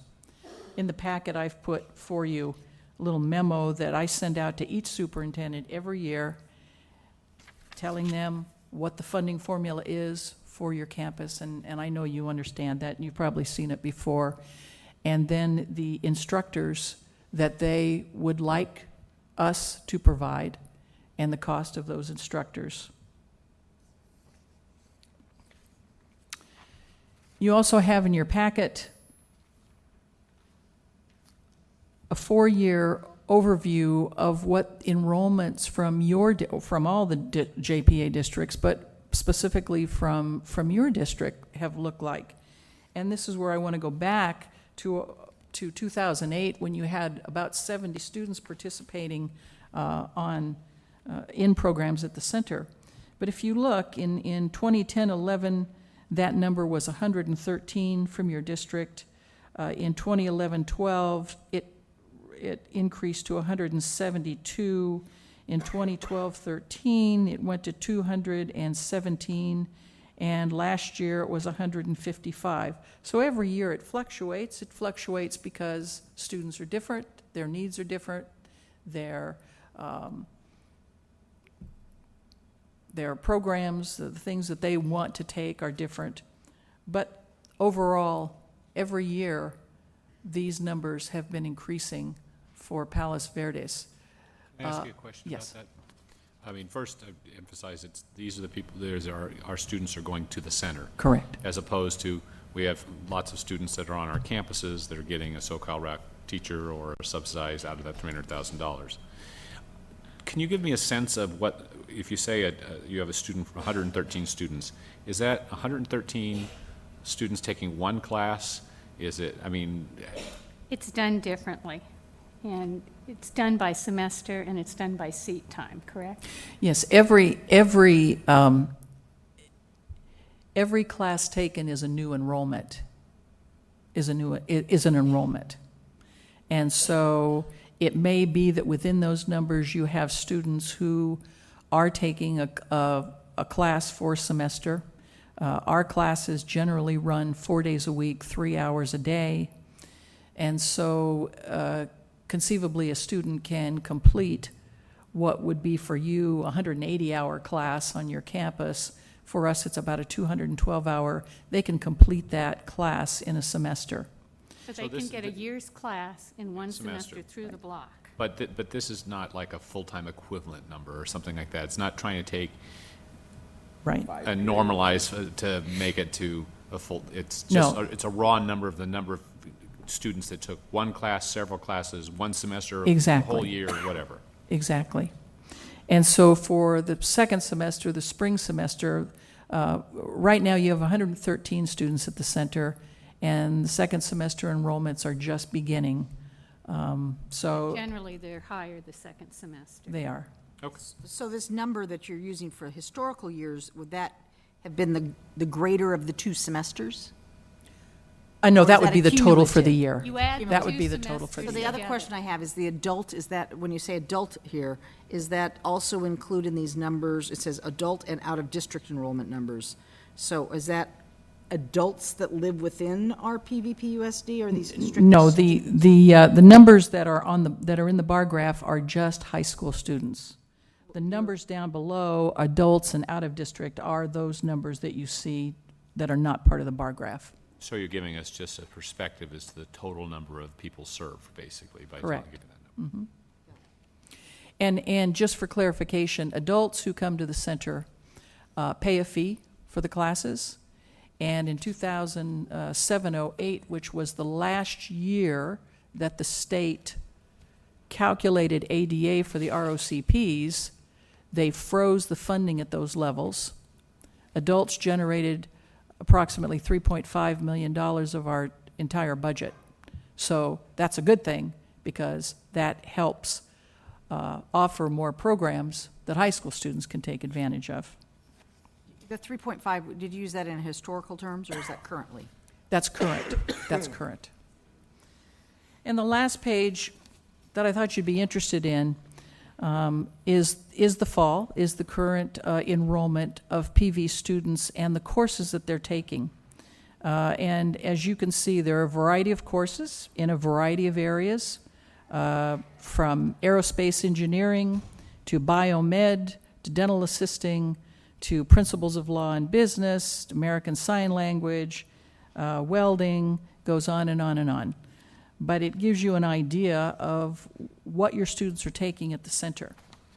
So the challenge that we have as a separate functioning school district, because we are, is that the funding is slated to go away. But not only for SoCal Rock, but for the entire ROCP structure in California. And if the governor does not change his philosophy about that, if in January, when he presents his budget for the upcoming year, then school districts are going to have to decide what types of career tech ed programs they want to offer. It's going to basically rest with school districts. Personally, I don't believe that that's appropriate. I believe that the state of California created SoCal Rock. They paid for the facilities. They have paid for all of the programs for the last 40 years, and I believe they have a responsibility, the taxpayers of California, to continue that. We'll see what happens in January when the governor presents his budget. As I said, we're still working with our legislators, and we're still meeting with the Department of Finance tomorrow again to talk about this issue. Personally, I think that the entire system needs to be saved, but I'm most concerned, and I'm sure you all are, regarding SoCal Rock. So can I ask you a couple of follow-up questions? First, a comment. Jerry Brown's very stubborn, so good luck. I agree with you 100%, but so you mentioned that there's a couple different mechanisms. I mean, there's 2 occupational centers that are brick and mortar. The rest of the programs are not brick and mortar, and most of them were run by county offices of education, and some were run as JPAs. So give me a sense of what the county offices of education are doing, because Very good question. to me, they're the ones that are going to run for the hills and say, Yahoo, I don't have to deal with this anymore. And that's an excellent question. I can tell you exactly what they're doing. They had the same responsibility as we did, and that was they provided career tech ed to their consortium of districts that participated with them. And now they're saying exactly that. They're saying to their school districts, if you want career tech ed from us, whether it's a county provided career tech ed teacher or paying you, school districts, so you can create these programs on your campuses. You have to pay us for those services. That's what they're saying. I think there are a lot of, because the county office model is so prevalent throughout the state, I think it's just starting to sink in with a lot of districts what that's going to mean come July 1. The county offices have been very quiet about that, not surprisingly. But they have an easier solution in some senses than the JPAs do, because the county office can always make a pass-through model or something to continue to offer if they want to continue to offer and run the program and say you have to pay, and then the districts have to figure out whether they want to participate or not. But in the JPA arrangements like we have in the 24 that are not brick and mortar, you've got to get all the members of the JPA to come to some understanding of what they're going to do. And can you give me a sense of, I mean, you've talked to your colleagues, can you give me a sense of how some of the other JPA run, first, give me a sense of the other brick and mortar up north, and secondly, a sense of how the other JPAs that are providing the pass-through kind of program are dealing with this. Well, the other brick and mortar up north is configured slightly differently than we do, because they do some other things for their school districts that we don't. And one of those other things that they do is that they run for their school districts that have adult education programs, not adults coming to ROP, but bona fide adult education programs. They are running adult education programs for their districts. So as you may or may not know, that was one categorical program that was protected 2 years ago by the governor. And the adult education programs in the state are partnering with the community colleges, and there are these consortiums and planning grants that have gone on. So they have a little bit different. They have a bit of a leg up. A leg up, there you go. But the county offices have already said that, at least some of them, if you want any career tech education, you're going to pay, period. No longer free. Right. And but what about the other 24 JPAs? What kinds of solutions are they looking at? The other 24 JPAs are struggling with various degrees. Just like any school district, when you get new monies, there are a lot of calls for that money. And we hadn't noticed around here. I know you didn't. I know you don't have that problem, but a lot of the JPAs are hearing from their member districts, we haven't been able to give our bargaining units raises for 6 years, and now I'm going to be expected to help fund the JPA. It's a problem. It's a problem for some. Other districts where the demographics of the districts are different, because as we know under LCFF, there have been designated winners and losers, and some of the winning districts, if you will, have special populations, and with those special populations comes a lot of additional money. So depending on demographics, some of those JPAs are going to fare okay. So maybe on that level, could you comment on the particular school districts in our JPA? For the audience, I'm not sure everyone recognizes. You could tell us who they are and which ones might be more winners and losers and what. There are 5 losers and 1 winner. Right. There are currently 6 districts. There's Palos Verdes. There's Palos Verdes, Torrance Unified, Redondo Beach, Manhattan Beach, El Segundo, and Inglewood Unified. So the last one is the one that has augmentation. Well, not augmentation. The last one has all the special grants. concentration grants. And just as a note of interest, right now SoCal ROC provides all the electives for that particular school district at their high school. Under the formula. Under the formula we mentioned earlier. So I do have 5 cards on this, so do you want to go ahead and take the cards, especially because I see a couple of them are students. So is the board okay with me taking the cards and then continuing our discussion? Okay. So with that, I'm going to go ahead and call Pat Morrow, please.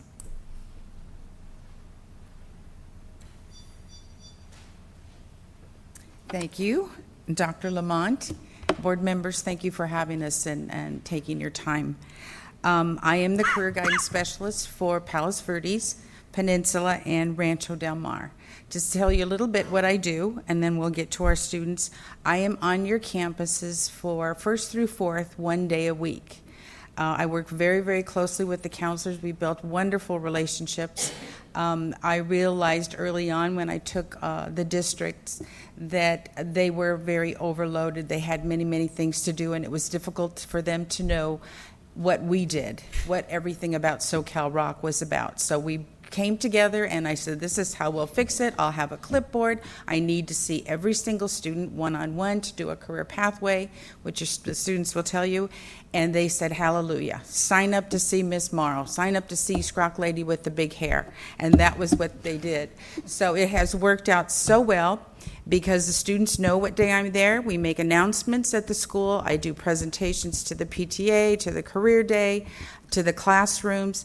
I just got, I did 60 students a couple weeks ago at Peninsula, and today when I got to Peninsula, I had received 60 thank you cards. So it's just been a wonderful relationship, and it is growing. I am right now enrolling for the 2nd semester, and in my head, when you were doing the calculations, I have seen every student that is at the center once again to go further into their pathway. I was telling Dr. Hoffman tonight, many of the classes are already full. The students are staying on their pathway, they understand the pathway, and they know what they want to do, and they're passionate. And about right now in my head, I think I have about 200 for the session for just beginning our 2nd semester. So almost 99% of the students, because they have a 2nd semester, even the seniors, are staying and continuing on. So that made me very happy. And then the rest are new ones, and they're hearing about, the courses. So we're on a roll, and I would just hate to see that roll go. So with, I know Jana has or you, Ms. Lamont, you have their names, so call them at your own discretion, and I'm very, very proud of these students. Thank you, Ms. Moore. You do a terrific job at the high schools. Thank you. I'd like to go ahead and call Mohammed El Habal, please.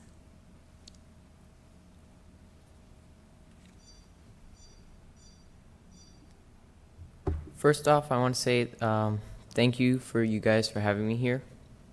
I'm a 10th grader at Palos Verdes Peninsula High School, and I'm part of the Palos Verdes School District. I'm currently attending the Clinical Medical Assisting at SoCal Rock. I decided to take this course because I'm interested in the medical field, and I hope to have a future job in this field. Courses that I have taken before at SoCal Rock are the Exciting World of Engineering and the First Responder CPR class.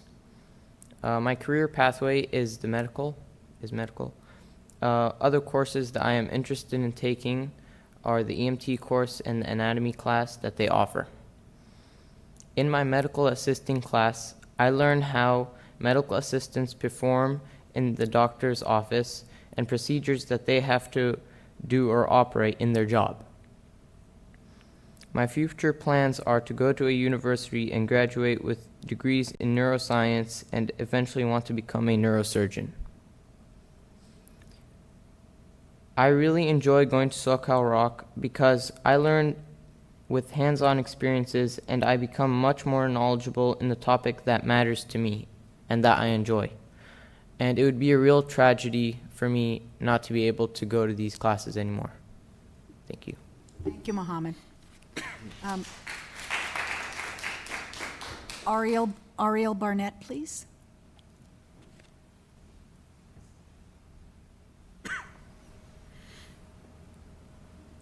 Hello, everyone. My name is Ariel Barnett. I'm an 11th grader at Palos Verdes High School, which is part of the PV Unified School District. Right now, I'm attending dental assisting class at Scrock, and my counselor was actually the one who introduced me to this and said that I should take advantage and try this to see if dentistry is actually the path I want to go on. And I'm actually really, really glad that I decided to take this because I've learned so much in that class. Tooth naming and numbering, I've learned the different instruments and machines and how to use them.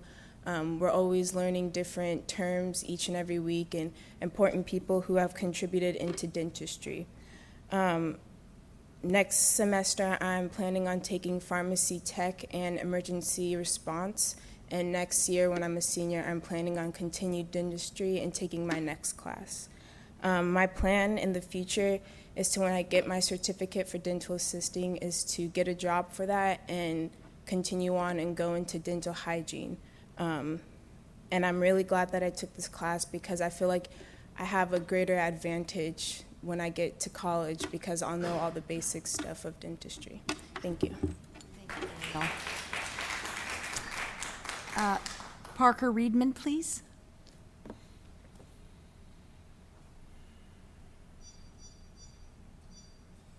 Good evening, my name is Parker Reedman. I'm a senior at Palos Verdes High School in the Palos Verdes Peninsula Unified School District. Throughout the beginning of my high school career, I really didn't care about school. And because of that, I got sent to Rancho Del Mar Continuation School for the second semester of my junior year. Going there for that one semester really made me realize I had to get myself together if I wanted any future at all. The semester before I was sent to Rancho, I took an emergency medical response course at SoCal Rock, and I really loved it. Taking that course helped me find out that I wanted to pursue a career in the medical field. The reason I wanted to take this course in the first place was because not too long before, my best friend was assaulted and had his leg broken. I was there when this happened, and me and a couple of other random people I didn't know had to get 5 guys off of my friend. When we finally got them off of him, everyone left and it was just my friend and I. I was sitting with him waiting for an ambulance, not knowing what to do. All I knew at the time was that his bone was sticking out of his leg. So when I realized I could take a course at SoCal Rock, teaching me how to deal with a situation like that, I jumped right on it. After taking the EMR course, I wanted to take the Emergency Medical Technician course, but I wasn't able to last year because I wasn't 18. Thanks to SoCal Rock, I'll be able to take that course next semester, and by summertime, I'll be qualified to have a job in an ambulance as an EMT. Currently, I'm enrolled in a physical fitness trainer course at SoCal Rock, so that while I'm taking the EMT course, I'll be able to have a job as a personal trainer. Within the next couple of weeks, my training class and I will be training on the job at certain gyms in the area, which will really help me when I apply for a job at one of those gyms. After I graduate in June, I'm going to continue my education in the medical field and become a paramedic. While I'm a paramedic, I'm going to join the Air Force Reserves as a flight medic and pursue my career in the military as well. Without SoCal Rock, I would have no clue what I'd be doing with my life right out of high school. I really am thankful to have such an amazing opportunity. Thank you for listening. Thank you, Parker. And our final speaker is on 11.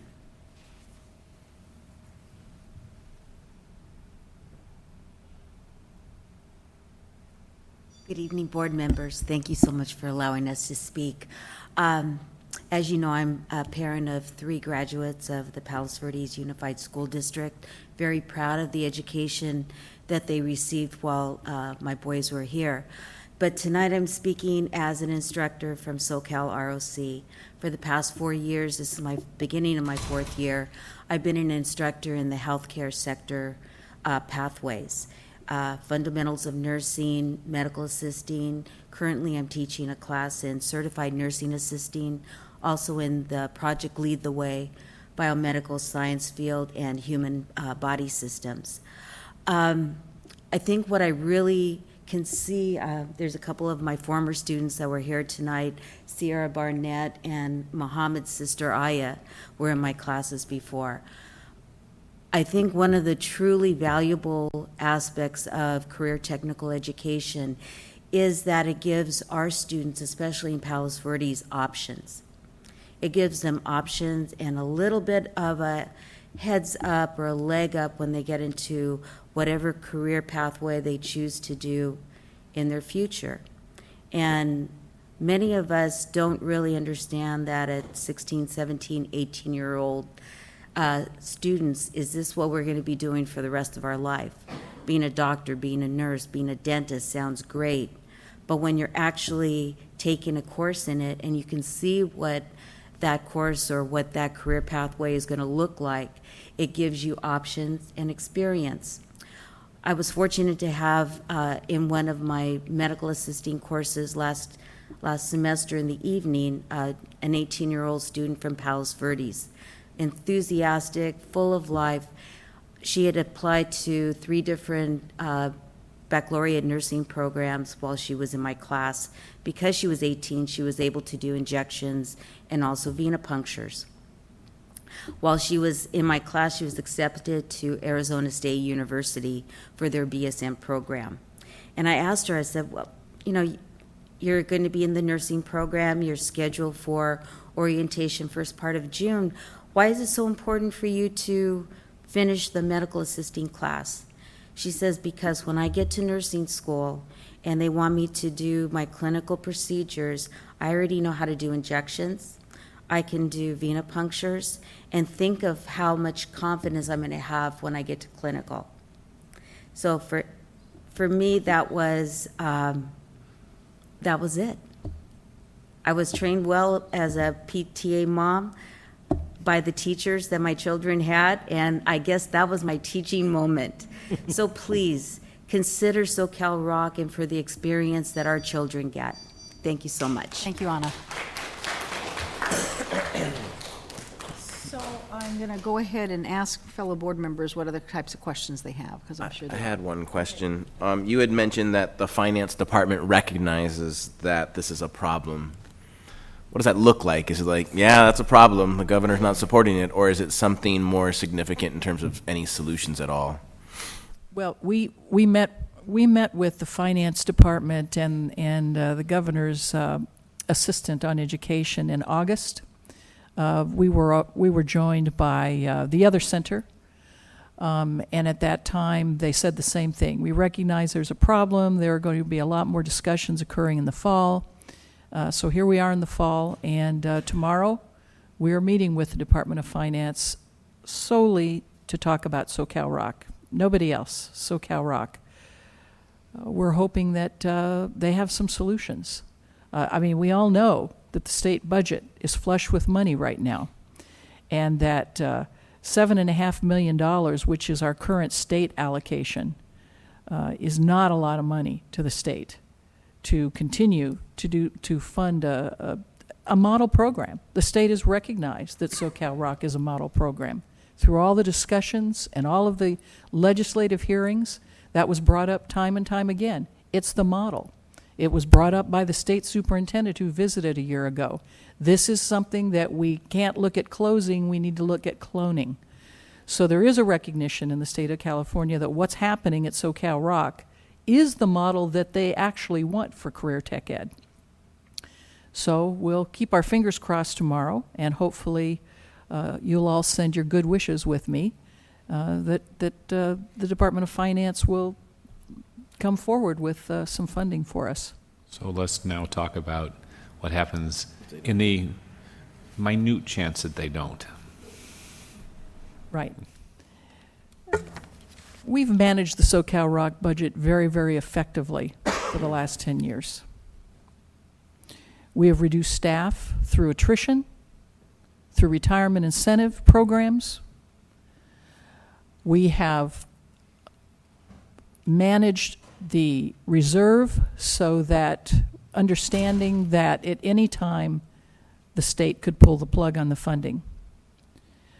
We have paid off long-term facility debt. We can't go out for facilities bonds like you can. But we have modernized we have 3 buildings on the site. 2 of those have been completely modernized.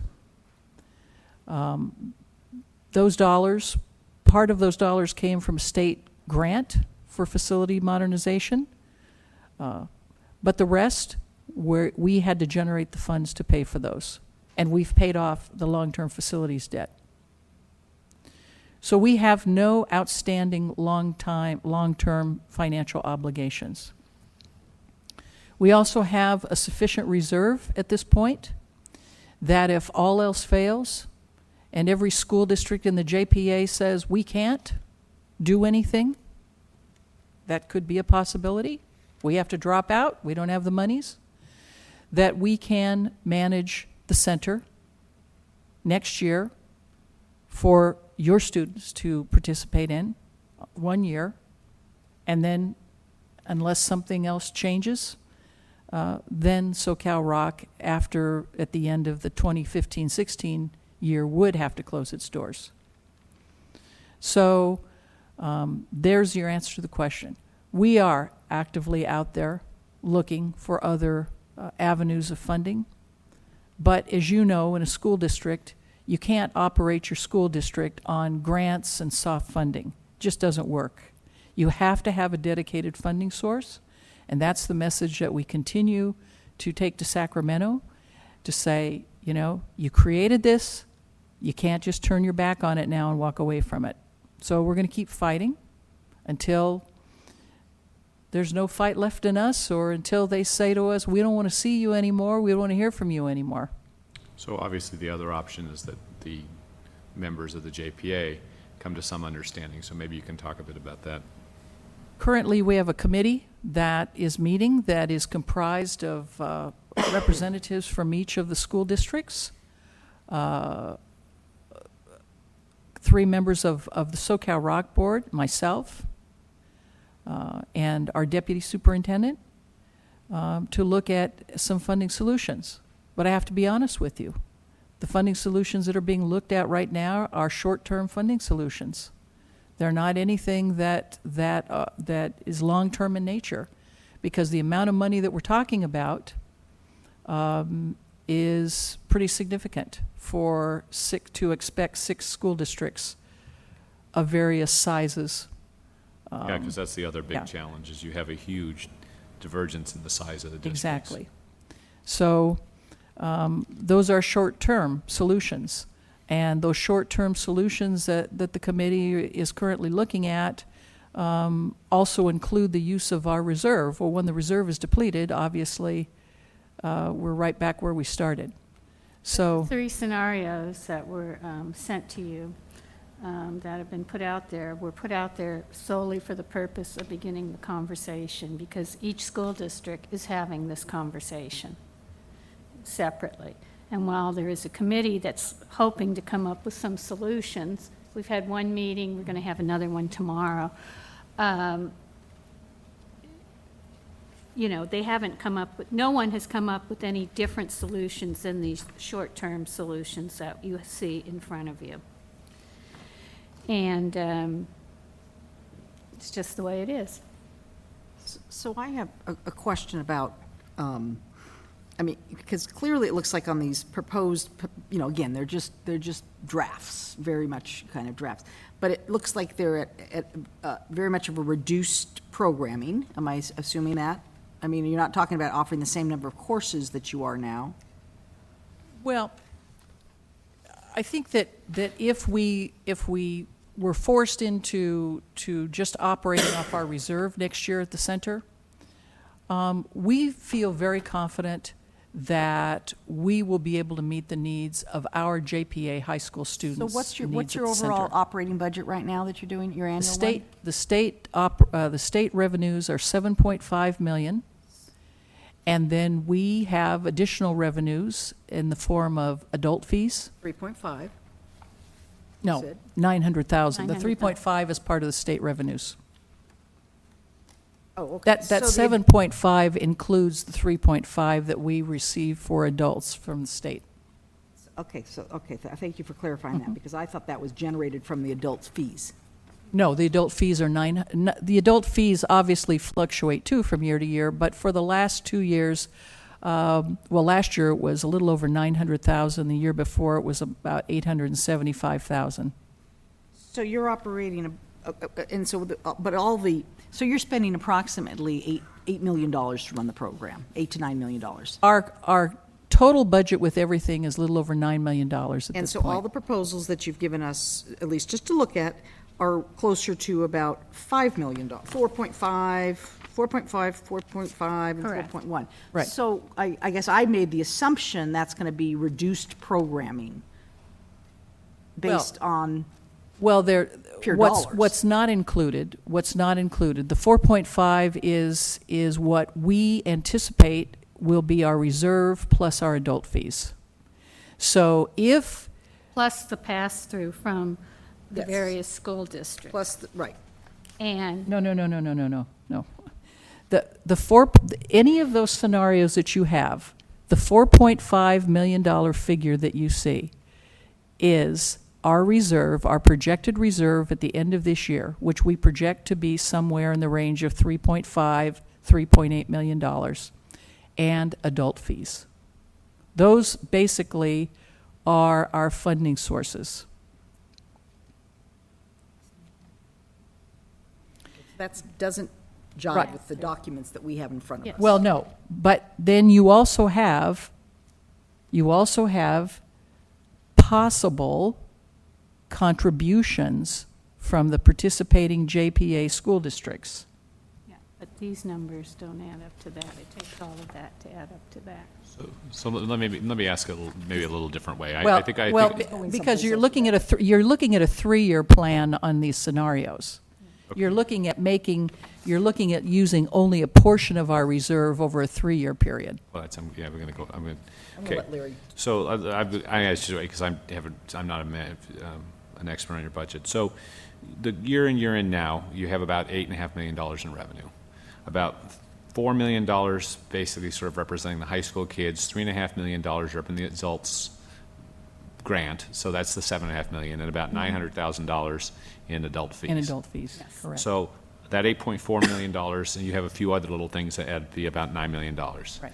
Now, how much of the $9 million are you spending on the pass-throughs back to the schools? I mean, where we get like $300,000. Right. That's about $1.8 million of our budget we put back out into the participating 6 school districts. Okay, Right. so. I just want to say something about that. So you put it in a historical perspective. For 41 years, SoCal ROC did not pass through any money back to school districts. This only happened in the last 6 years.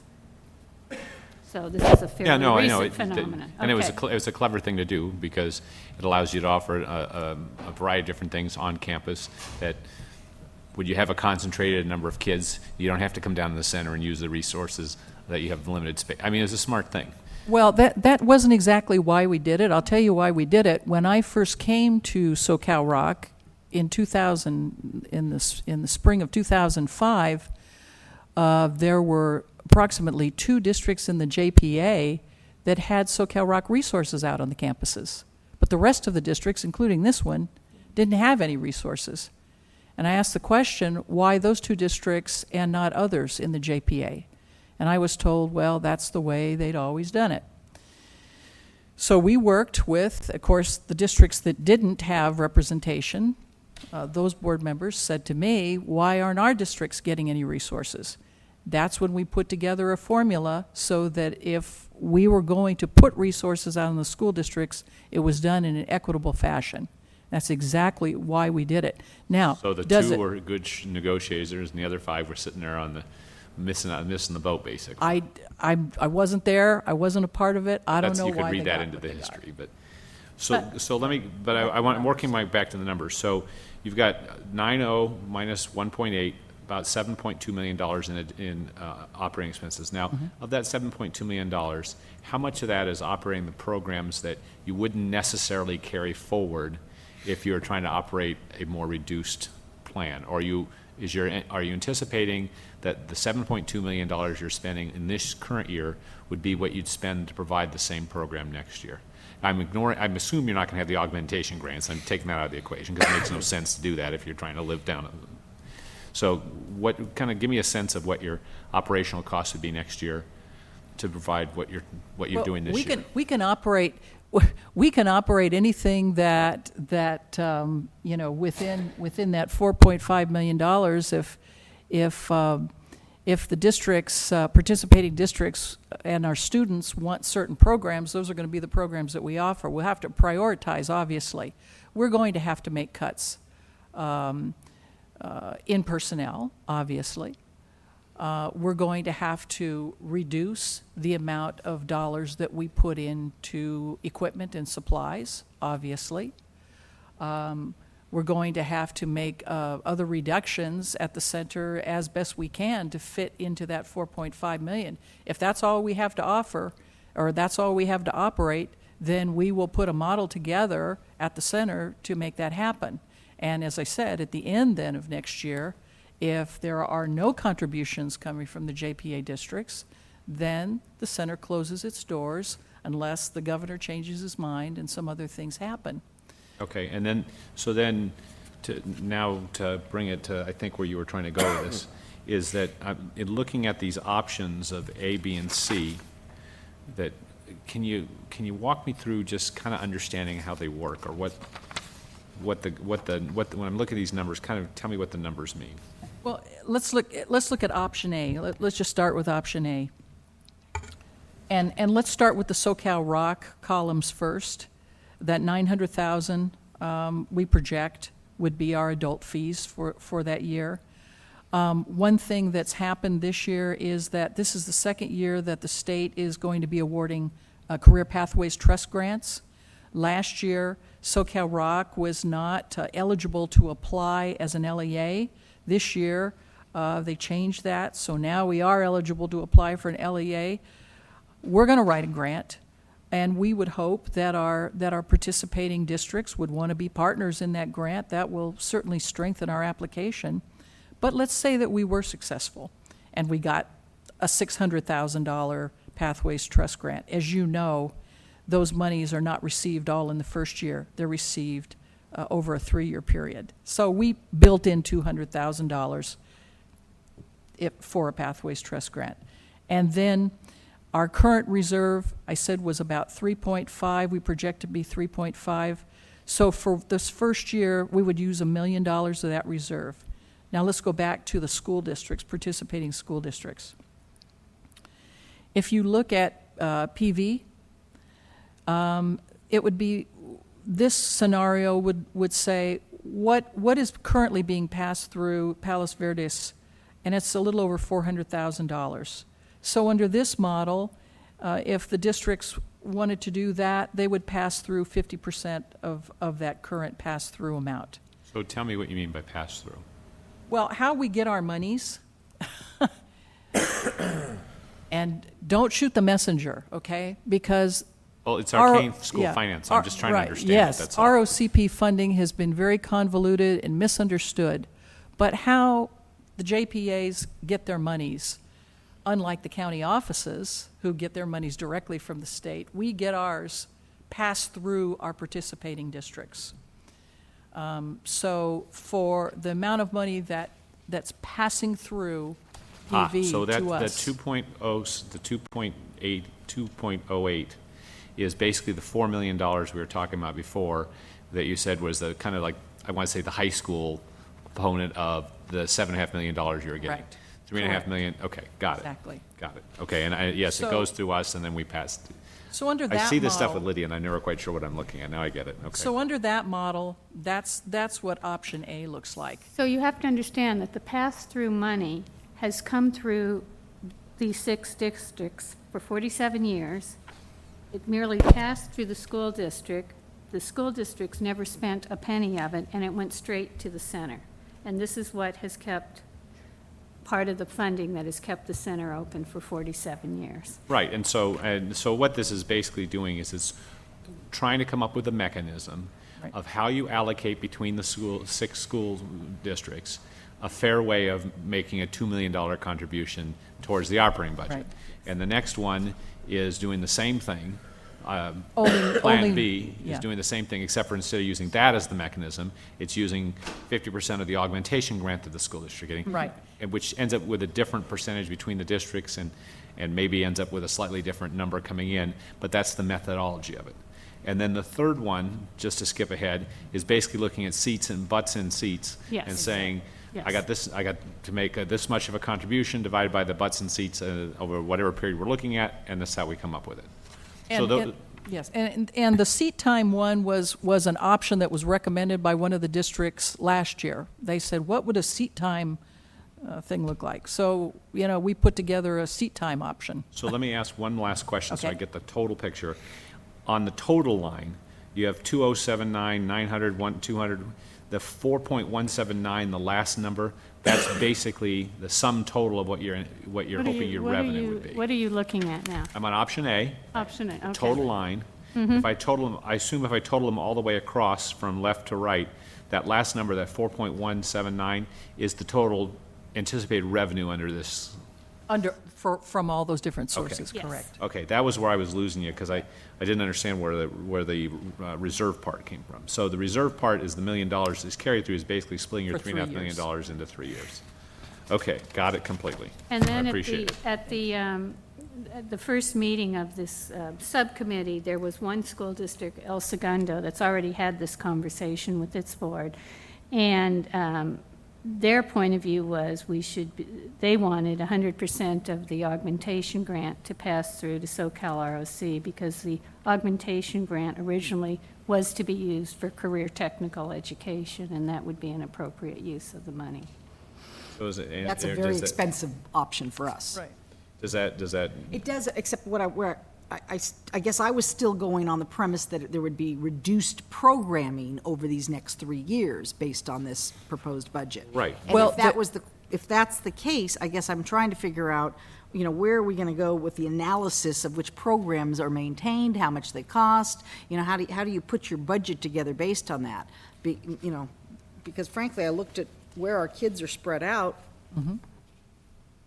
The largest class has 7 kids. Well, that's just one district.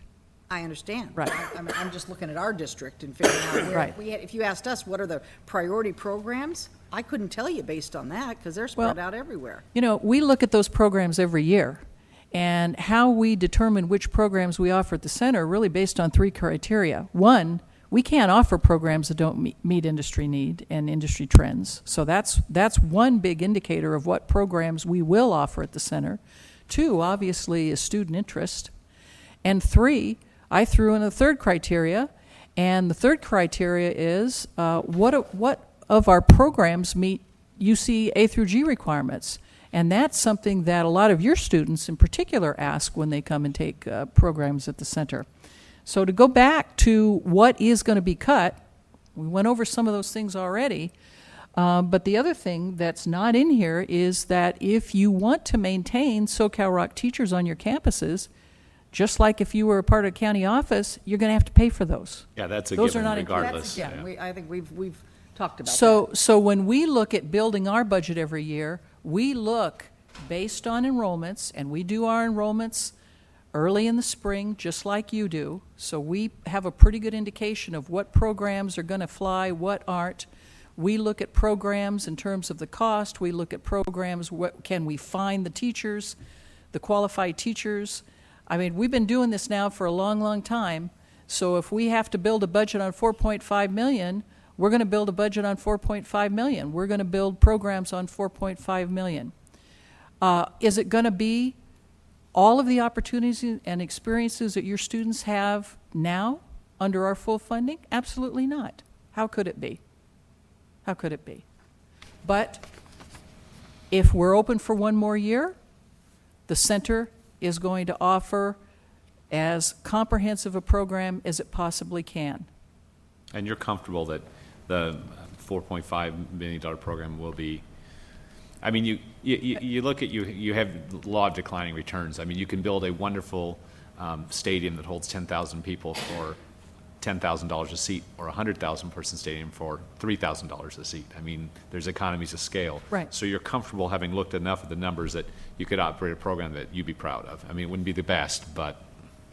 I think that's a good way to say it. I mean, this whole thing to me is tragic. It's absolutely tragic. As a California taxpayer, not just a school administrator, as a California taxpayer, for the state to turn its back on a very successful delivery system, and particularly on this center, is tragic. We'll put money into something that's untested, though, and Of put course. a lot more than that. Let's do that. We do that very well. But the reality is,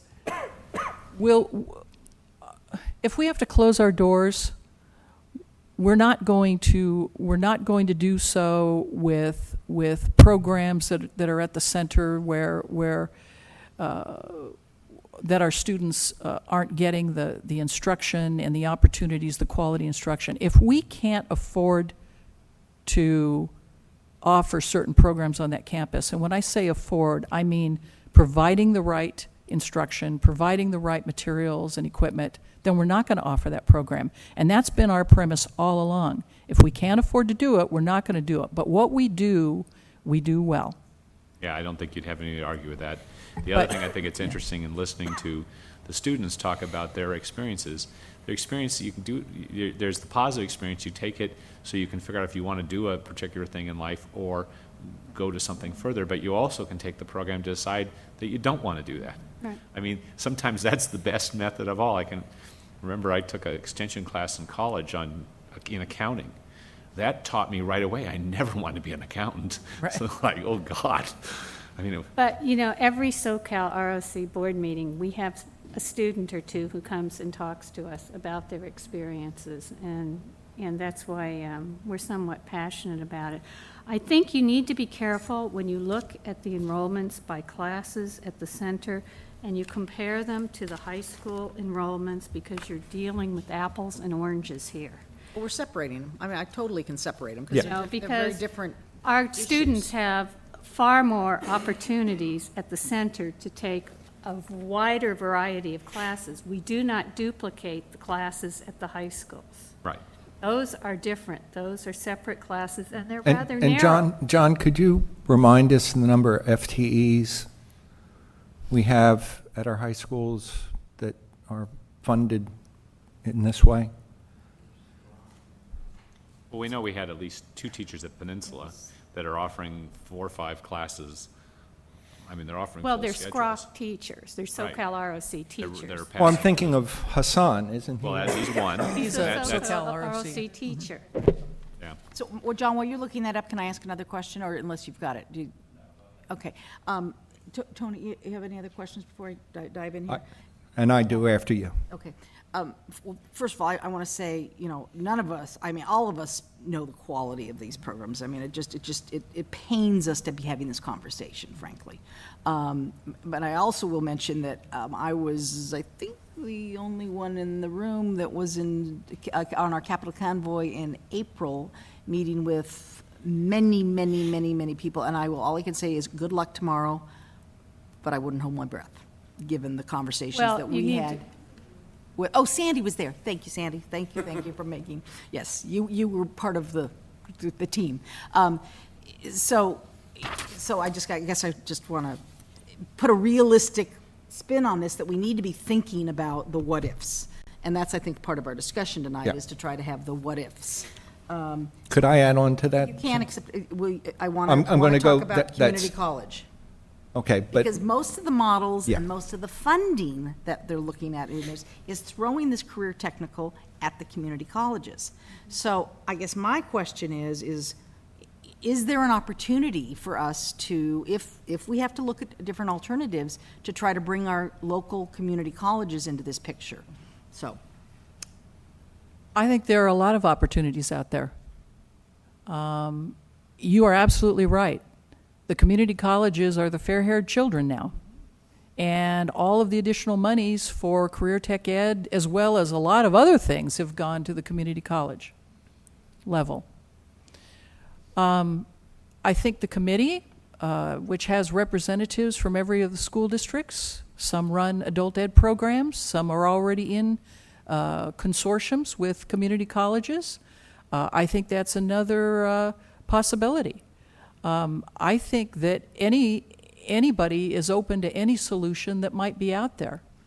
Now, whether a community college wants to take on a center, I don't know.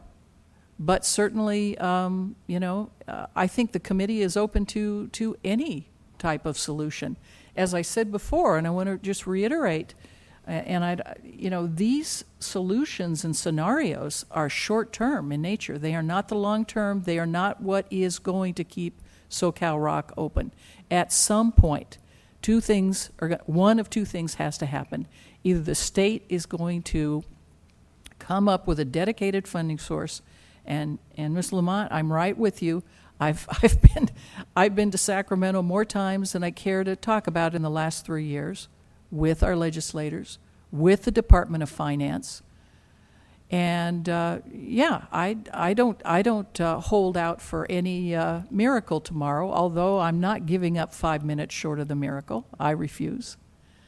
But Actually, she's been summoned to Sacramento by the Department of Finance. We did not set up this meeting. They But called. the reality is, one of two things has to happen. Either the state has to come up with a dedicated funding source to fund the center, or some other large entity is going to have to step up and say, we're going to take it. Yeah, and that, we're gonna or run it. third years you close, but I mean, or the third option is to close. Which and is not then an option. Everybody gets to divide up the assets and you're on your own. Yeah, I mean, unfortunately, we don't. Those are three it's- options. It's too bad we don't have one district within our group that's big enough to take it on. I mean, Torrance is the largest, but it's not big enough. It doesn't generate even half the. I Can I mean, go back to Malcolm? He had Yeah. his next chapter. sorry. No, I'm fine. We got time. Yeah, well, after last Tuesday, I kind of lost a glimmer of hope. I had a number of conversations about this with our former assembly member, Mr. Marsucci. I don't know where Mr. Hadley stands on all this. He's in favor of SoCal ROC. Well, let me put it this way. But the details He won't be are yet to made. be. He won't be made chair of the Education Finance Committee. You can go to that boiler room down in the basement to find his office, probably. Mr. Allen, our new state senator, is giving up his seat on the Santa Monica School Board, so he's aware of. I have talked to him about this when I met him, and he certainly has an awareness of it. I would get those two gentlemen signed up on the bottom line. Al certainly knew this situation better than anybody I felt that was up in Sacramento, since we really didn't have a state senator here for a while. Still couldn't carry that piece of legislation, unfortunately. Well, he tried. Yeah, I know. Well, because we're also working with a governor who has given us local control to the point that there now is a cap on our reserve level as of last Tuesday. So, this subsidiarity thing that he preaches is a bit odd. Nonetheless, there's something about that I'm not clear about the whole process of what's being discussed in subcommittees. In the summary that we received as the board, there were these three scenarios, but then there was another scenario that had been given that at a subcommittee meeting was presented by one of the member districts as a fourth option. And the phraseology that concerned me say this fourth option was presented based on this district's, and this was El Segundo, board's direction. So you were gone when this topic just Okay, got filled, yeah. So when I was taking my phone call. It was brought up by Okay. one of the school districts Right. that's already had this conversation with its board. And that was their recommendation. It's simply a recommendation. Okay. As I said, this committee is open to any. Sure. Okay, but my question is, are we way behind, we as PVPUSD, way behind in the discussion of this? Are boards giving direction to members of their... Well, they are. They Well, gave direction that- to a member, and so that concerns me, that is there going to be some kind of fait accompli I don't think that we're so. going to miss the boat here on what happens? I don't think so. And you know what? The reality is this. I think when we get right down to it, what districts are most concerned about is the funding for the SoCal Rock teachers. Are they going to have to budget for that? I think that's a reasonable concern. But, you put your budgets together just like we put our budget together, and that starts right after January when the governor comes out and says this is how much we're going to have. And I don't think we're behind the eight ball. I don't think we are, talking about large amounts of money here. Given that we're probably just looking at contributions that range anywhere from, depending on the district, $250,000 to maybe $400,000 for the larger districts. But we have to also consider that you now have augmentation grants of 2.6, and originally when the state gave those augmentation grants, they said it was for CTE. And then, of course, as we all know, then they turned around and said, oh, but you can use it for anything you want. Well, we know what happened. and to a lot of districts when that was opened up. The reality is, we have a reserve. We're going to run the center on the reserve, and if districts want to kick in more monies, at least for the short term, I think that's great. But until, as I said, the state steps up with a dedicated funding source, or a large entity somewhere says we're going to take over the center, I don't think there's any real solution to this problem other than at some point, the center closes. You know, $0 means $0. You know, when you say to a school district, we're not going to give you any more money after next June. Wow, that's pretty big. No, I got it. Just real quick, have Inglewood or Torrance weighed in? No.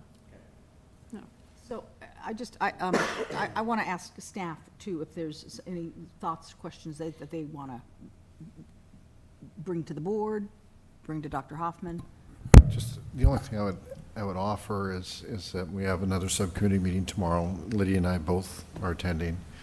And I think the question, Malcolm, was a great question about are we behind? And I've been speaking with Dr. Hoffman. The answer is no. In fact, any direction given by boards prior to January is probably premature.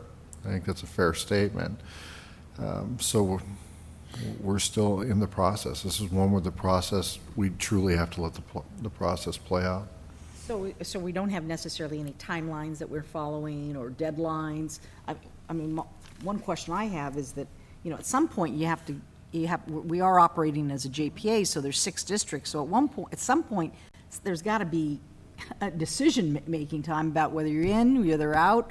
That's what I'm kind of curious about. Well, you have an extension of that, actually, because they can operate a whole year without anybody going in. Right. And so what's going to play out over probably the next 6 months to a year, or whatever long it takes, is you're going to get 6 different opinions, and you're going to try to get the 6 different opinions to come to some understanding, and maybe you will, maybe you won't, and maybe you can build something that you'll get a commitment out of them, but the commitment is probably not going to be a signed contract. It'll be something else. I mean, you know, you'll have to judge what the commitment is, and maybe you only get 3, and then the other ones want to step up. It's going to be so fluid that it's hard to guess what it'll look like, but you know, no matter what, that you at least have one more year of operation to buy time. And do you think I'll put this out just to get the head nod, is that because I think we have talked about this before in terms of, I don't think there's any doubt that we as a district will continue and commit to operating those classes that are through currently the SoCal Rock instructors, but on our campuses, you know, however that employee relationship may end up looking like, it may change potentially, but I think this board has said that we are committed to having those classes continue on campus here. And that's obviously a discussion apart from what we're discussing. Yes. But Yes. And at what point, Lydia, I mean, that would be, I mean, if we say, yeah, we're committed, and maybe one of the options is the center's going to run the program, the center's going to run the program held at the center, but those classes held at the district sites, you're on your own. When is that a decision that can come when? I mean, what's well, build our budget? But I mean, we know now that if we want to continue those classes, we're going to pay for them. That much we know regardless. So when we're building our budget for next year, saying we want to keep those, we have to just build into the budget the cost of those classes. We may not know how much they cost in the sense, and I think this is where you're going with right. it, that are they going to hire the teacher through the center, or are we going to put them directly through ours, because there's a cost implication there. And that's something, obviously, we'd want to work out. And remember, for 41 years, this district did not get any money for ROC, ROP teachers. And so for 41 years, when we offered auto shop or welding, we didn't have welding. What did we have? had Metal metal shop. shop. We had Mr. metal Griffin. shop and all that. You paid for it out of your general fund. This district has been paying for all those classes through its general fund.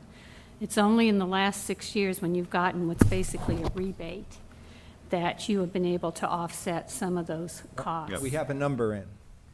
Yeah, at Penn, we have 3.6 FTEs, it's 18 sections, and at PVHS, we have 2.8 FTEs, 14 sections. 14? Yeah. So roughly $400,000. And when you stop funding the center, you lose all the opportunities for students. Oh, yeah, I know. We get that. Is there any other questions? I don't know, because I'm looking at the rest of the agenda that we need to get through. So, but I just want to be sure staff has had a chance to ask any questions. Aaron, all I would offer on the questions is if questions come up, Lydia is our district staff point person. Questions that require getting new information from SoCal Rock, then go to Dr. Hoffman and her staff, and are CC'd to all of the other JPA superintendents and committee members, so we all see the questions being submitted. So there is a process if questions come up later. And just so you know, there is a problem with the financial analysis. It was brought up at the last meeting. Dr. Austin, you weren't there, and I don't know if you were told about it, but there is, and we'll discuss it tomorrow at the meeting. So I want to say I really appreciate, I mean, I know this is your job, but I asked 90% of the questions. So I really appreciate you taking the time to come and see us, because it really did better help at least this board member understand exactly what the options are, what the costs are, and so on. I kind of had a fuzzy idea. Now I have a clear idea, and I appreciate it. Well, and thank you. Thank you all for listening. And thank you all for reaching out to our newly elected legislators, because it's very important. I mean, they've got to continue to know that this is a very hot topic for the South Bay. And you need to, go ahead. Oh, and so I appreciate your support. And has it, this microphone seems, politically, has it extended beyond school boards? I mean, It definitely has, Mr. Sharp. It is extended far beyond school boards. You know, the COG is involved, the various cities. The support for SoCal Rock, I mean, it's just incredible throughout the South Bay, because it has such a... I'm also thinking American, I mean, you drive down Crenshaw Boulevard, you would think you guys are sponsored by Honda. When you look at that sign that's to the right before Wilson Park. Honda rents from us. Yeah, it's interesting, that ground, that's a ground lease that Honda has. But I mean, there's just an assumption that you're just a branch of... on the political scene, Ted Lieu is very much in favor of SoCal ROC, and he's now our new congressman. So I think, assuming we're still in office and we're still running, we're going to have a lot of conversations. Well, the state with treasurer him. is a resident of Torrance, too. Yeah. Yeah. And perhaps one of the reasons Mr. Marisucci didn't win the election was there was a little controversy out there. Anyway. All I can say is that, politics aside, the center is a very important part of the South Bay for high school students and for adults. And to lose it, because it is unique, not every place has it in the state, to lose it would be a real tragedy for the South Bay. And whether we're successful tomorrow or not, we're going to keep working at it. But it takes everybody's support, and it does take all of your voices with our legislators. So thank you very much. Thank you, Dr. Hoffman, for being here. Appreciate that. All right, with that, we'll move on to budget discussions. Lydia, do you want to take us through those? Sure. Tonight, you have 3 budget revisions before you. M1 and M2 is incorporating the carryovers from the year-end closing process up into the expenditure budget line items, and M1 is for the unrestricted general fund, M2 is for the restricted general fund, and then M3 is budget revisions for donations received to date. That one I got. The first two, can you walk us through a Sure. little bit of it? So when we closed the books for 13-14, we had carryovers.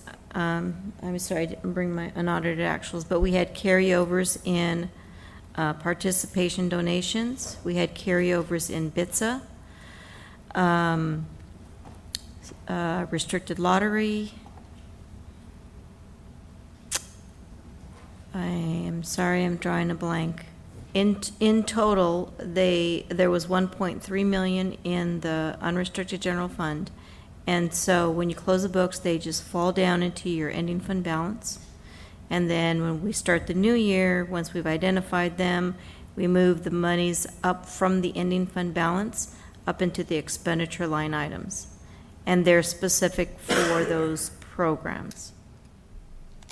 So it's a accounting process that we do each year, and then at the end of the year, again, in those specific programs, any unspent funds then will drop down again into the ending fund balance, and we'll recognize them by the program, and then we would go through the process again.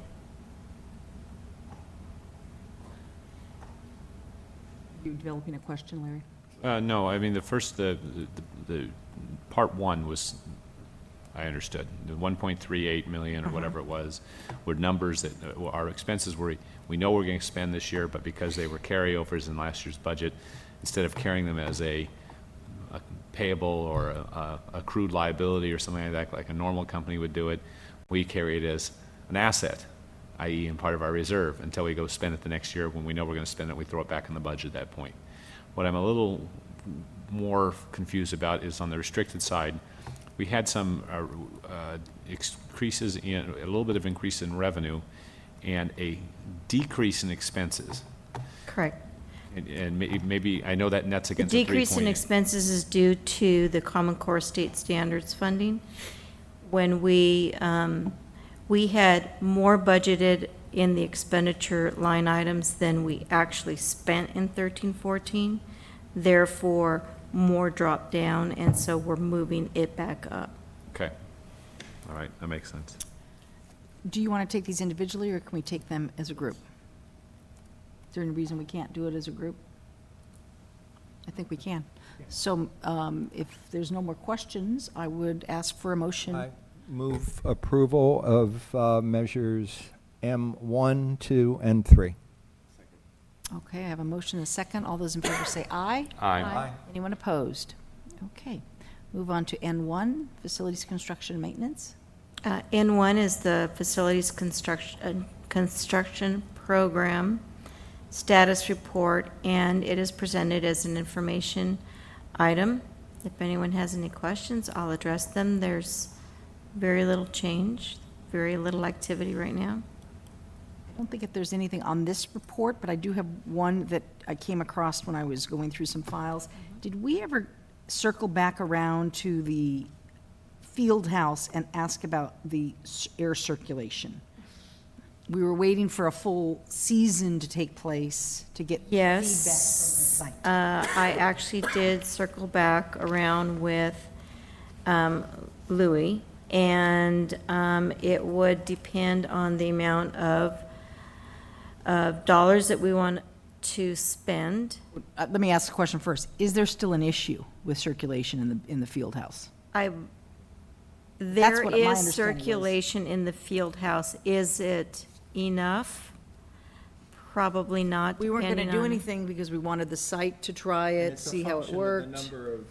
So it's still, it gets still The too number hot of in there, correct? yeah, depending on, exactly, Malcolm, the number of bodies and the temperature of that day. So we sat here when we had to pull that, and we made the promise that we'd go back and look at that, and if we had to find the money to fix it, we'd fix it. So I guess that's one of my parting reminders to you folks, is don't forget that. How do you fix it? Because the way it was designed, we had a lot of air coming in originally. But I remember it would look something. We don't have to solve that now. I just don't want you to forget it, that's all. So, okay. That was my only question. Bubblegum. Anybody else have questions on this? No. Okay, then it's an information item, so I'll move to the consent calendar. Does anyone have something to pull off the consent calendar? Yes, 3. I'll start with Tony. Okay, Larry? 5. Malcolm? Nothing. Barbara? Nothing. Okay. Then may I have a motion for approval of 01, 02, 04, 06 through 12? So moved. Second. All those in favor say aye. Aye. Anyone opposed? Okay, so with that, Tony, you pulled 3. 3 I want to pull because obviously I work at Pepperdine University and I work within the teacher education department, so I want to make sure we had a separate vote on it. So I'll move approval. I have a motion. May I have a second? All those in favor say aye. Aye. Aye. Anyone opposed or abstain? One abstention. One abstention. Okay. Larry, number 5, please. So I have a question for staff. What happens if we don't approve this? Since they're leaving tomorrow morning at 8 a.m., are we going to be able to get the notice out to them they don't get to go? This is a very good program. My youngest daughter did it, and I totally support it, but it seems like maybe the school could have figured out the night before the thing to get it done. That's one comment. The second comment is just right up. You don't have to answer. The second comment is on the financial considerations. It says they're sending along a student, 1 certificated safe school counselor, 3 school counselors, and 4 other certificated teachers will accompany the group, but no substitute costs will be incurred. That's actually a question. How is that possible? I'll have to get back to you on that one. Okay. I mean, I think the proper answer is there's lots of substitute costs, but the PTSA is reimbursing us for it.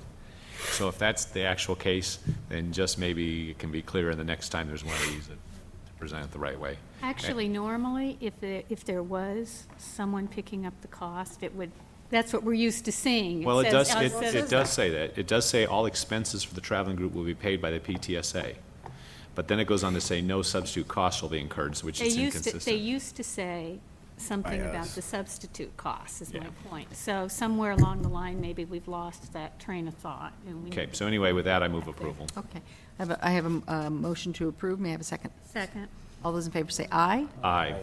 Anyone opposed? Okay. With that finishes the consent calendar, so we'll move on to reports of board members. Let's see, let's go through our subcommittees first. Barbara, you have anything in addition to Well, no. Can you add to number 1, please? I just wanted to be sure. Spent enough time on that one. School Facilities Board, we have not met, so we have nothing to report. And the Technology Advisory Committee, Malcolm, have you met since the last? No, but we're going to be talking something about infrastructure. Is that next Tuesday, Trent? That sounds about right. Okay, so you have an upcoming meeting? Yeah, with a variety of stakeholders. That came out of our tech meeting of last month. Yeah. And Facility Needs Assessment Board? Has not met yet, okay. So let's go back. But we're talking. So let's go back to individual board member reports. Anything to say? Yeah, I wanted to say earlier, I know Linda Reed was in the audience. I had the chance to attend the PVIS cross-country banquet the other night, and I think we swept 5 out of the 6 races at the largest cross-country meet in the country. And I think that's a testament not only to the work that Scott Reed and Linda Reed are doing, but Miles Irish and some of the other folks, including the high school coaches, both at Palos Verdes High School, I think right now is very up, but I think Penn also has a long-standing tradition of having great cross-country runners. So that was exciting, something I wanted to make sure I recognized. I had the opportunity to present at the University of Barcelona about some of the work I'm doing in teacher education. It was fascinating to see that a lot of the folks that are coming from the States across the country have similar struggles that some of the teacher education programs are having in terms of finding good placement. So I'm very excited that you approved not only the partnership with Pepperdine tonight, but with all the different universities. We really are having to have spaces where we're fostering the next generation of teachers, and it's not always easy, and it's especially difficult when we're in transition periods. And then finally, because I'm not going to have a chance to talk to everybody, at least not more than one-on-one, and it probably won't happen. I don't know what happened with the confusion earlier with the SoCal ROC, but I pride myself on the fact that as a board, we've been incredibly collegial since I've come on, and we've tried not to surprise folks. We've tried to make sure that each other knows what we're doing, and we're in the process of wanting people to apply. And there's some, obviously some emotional issues going on, and I just hope that we would continue the same tradition of collegiality we have had about giving each other heads up before that we've done while I've been on.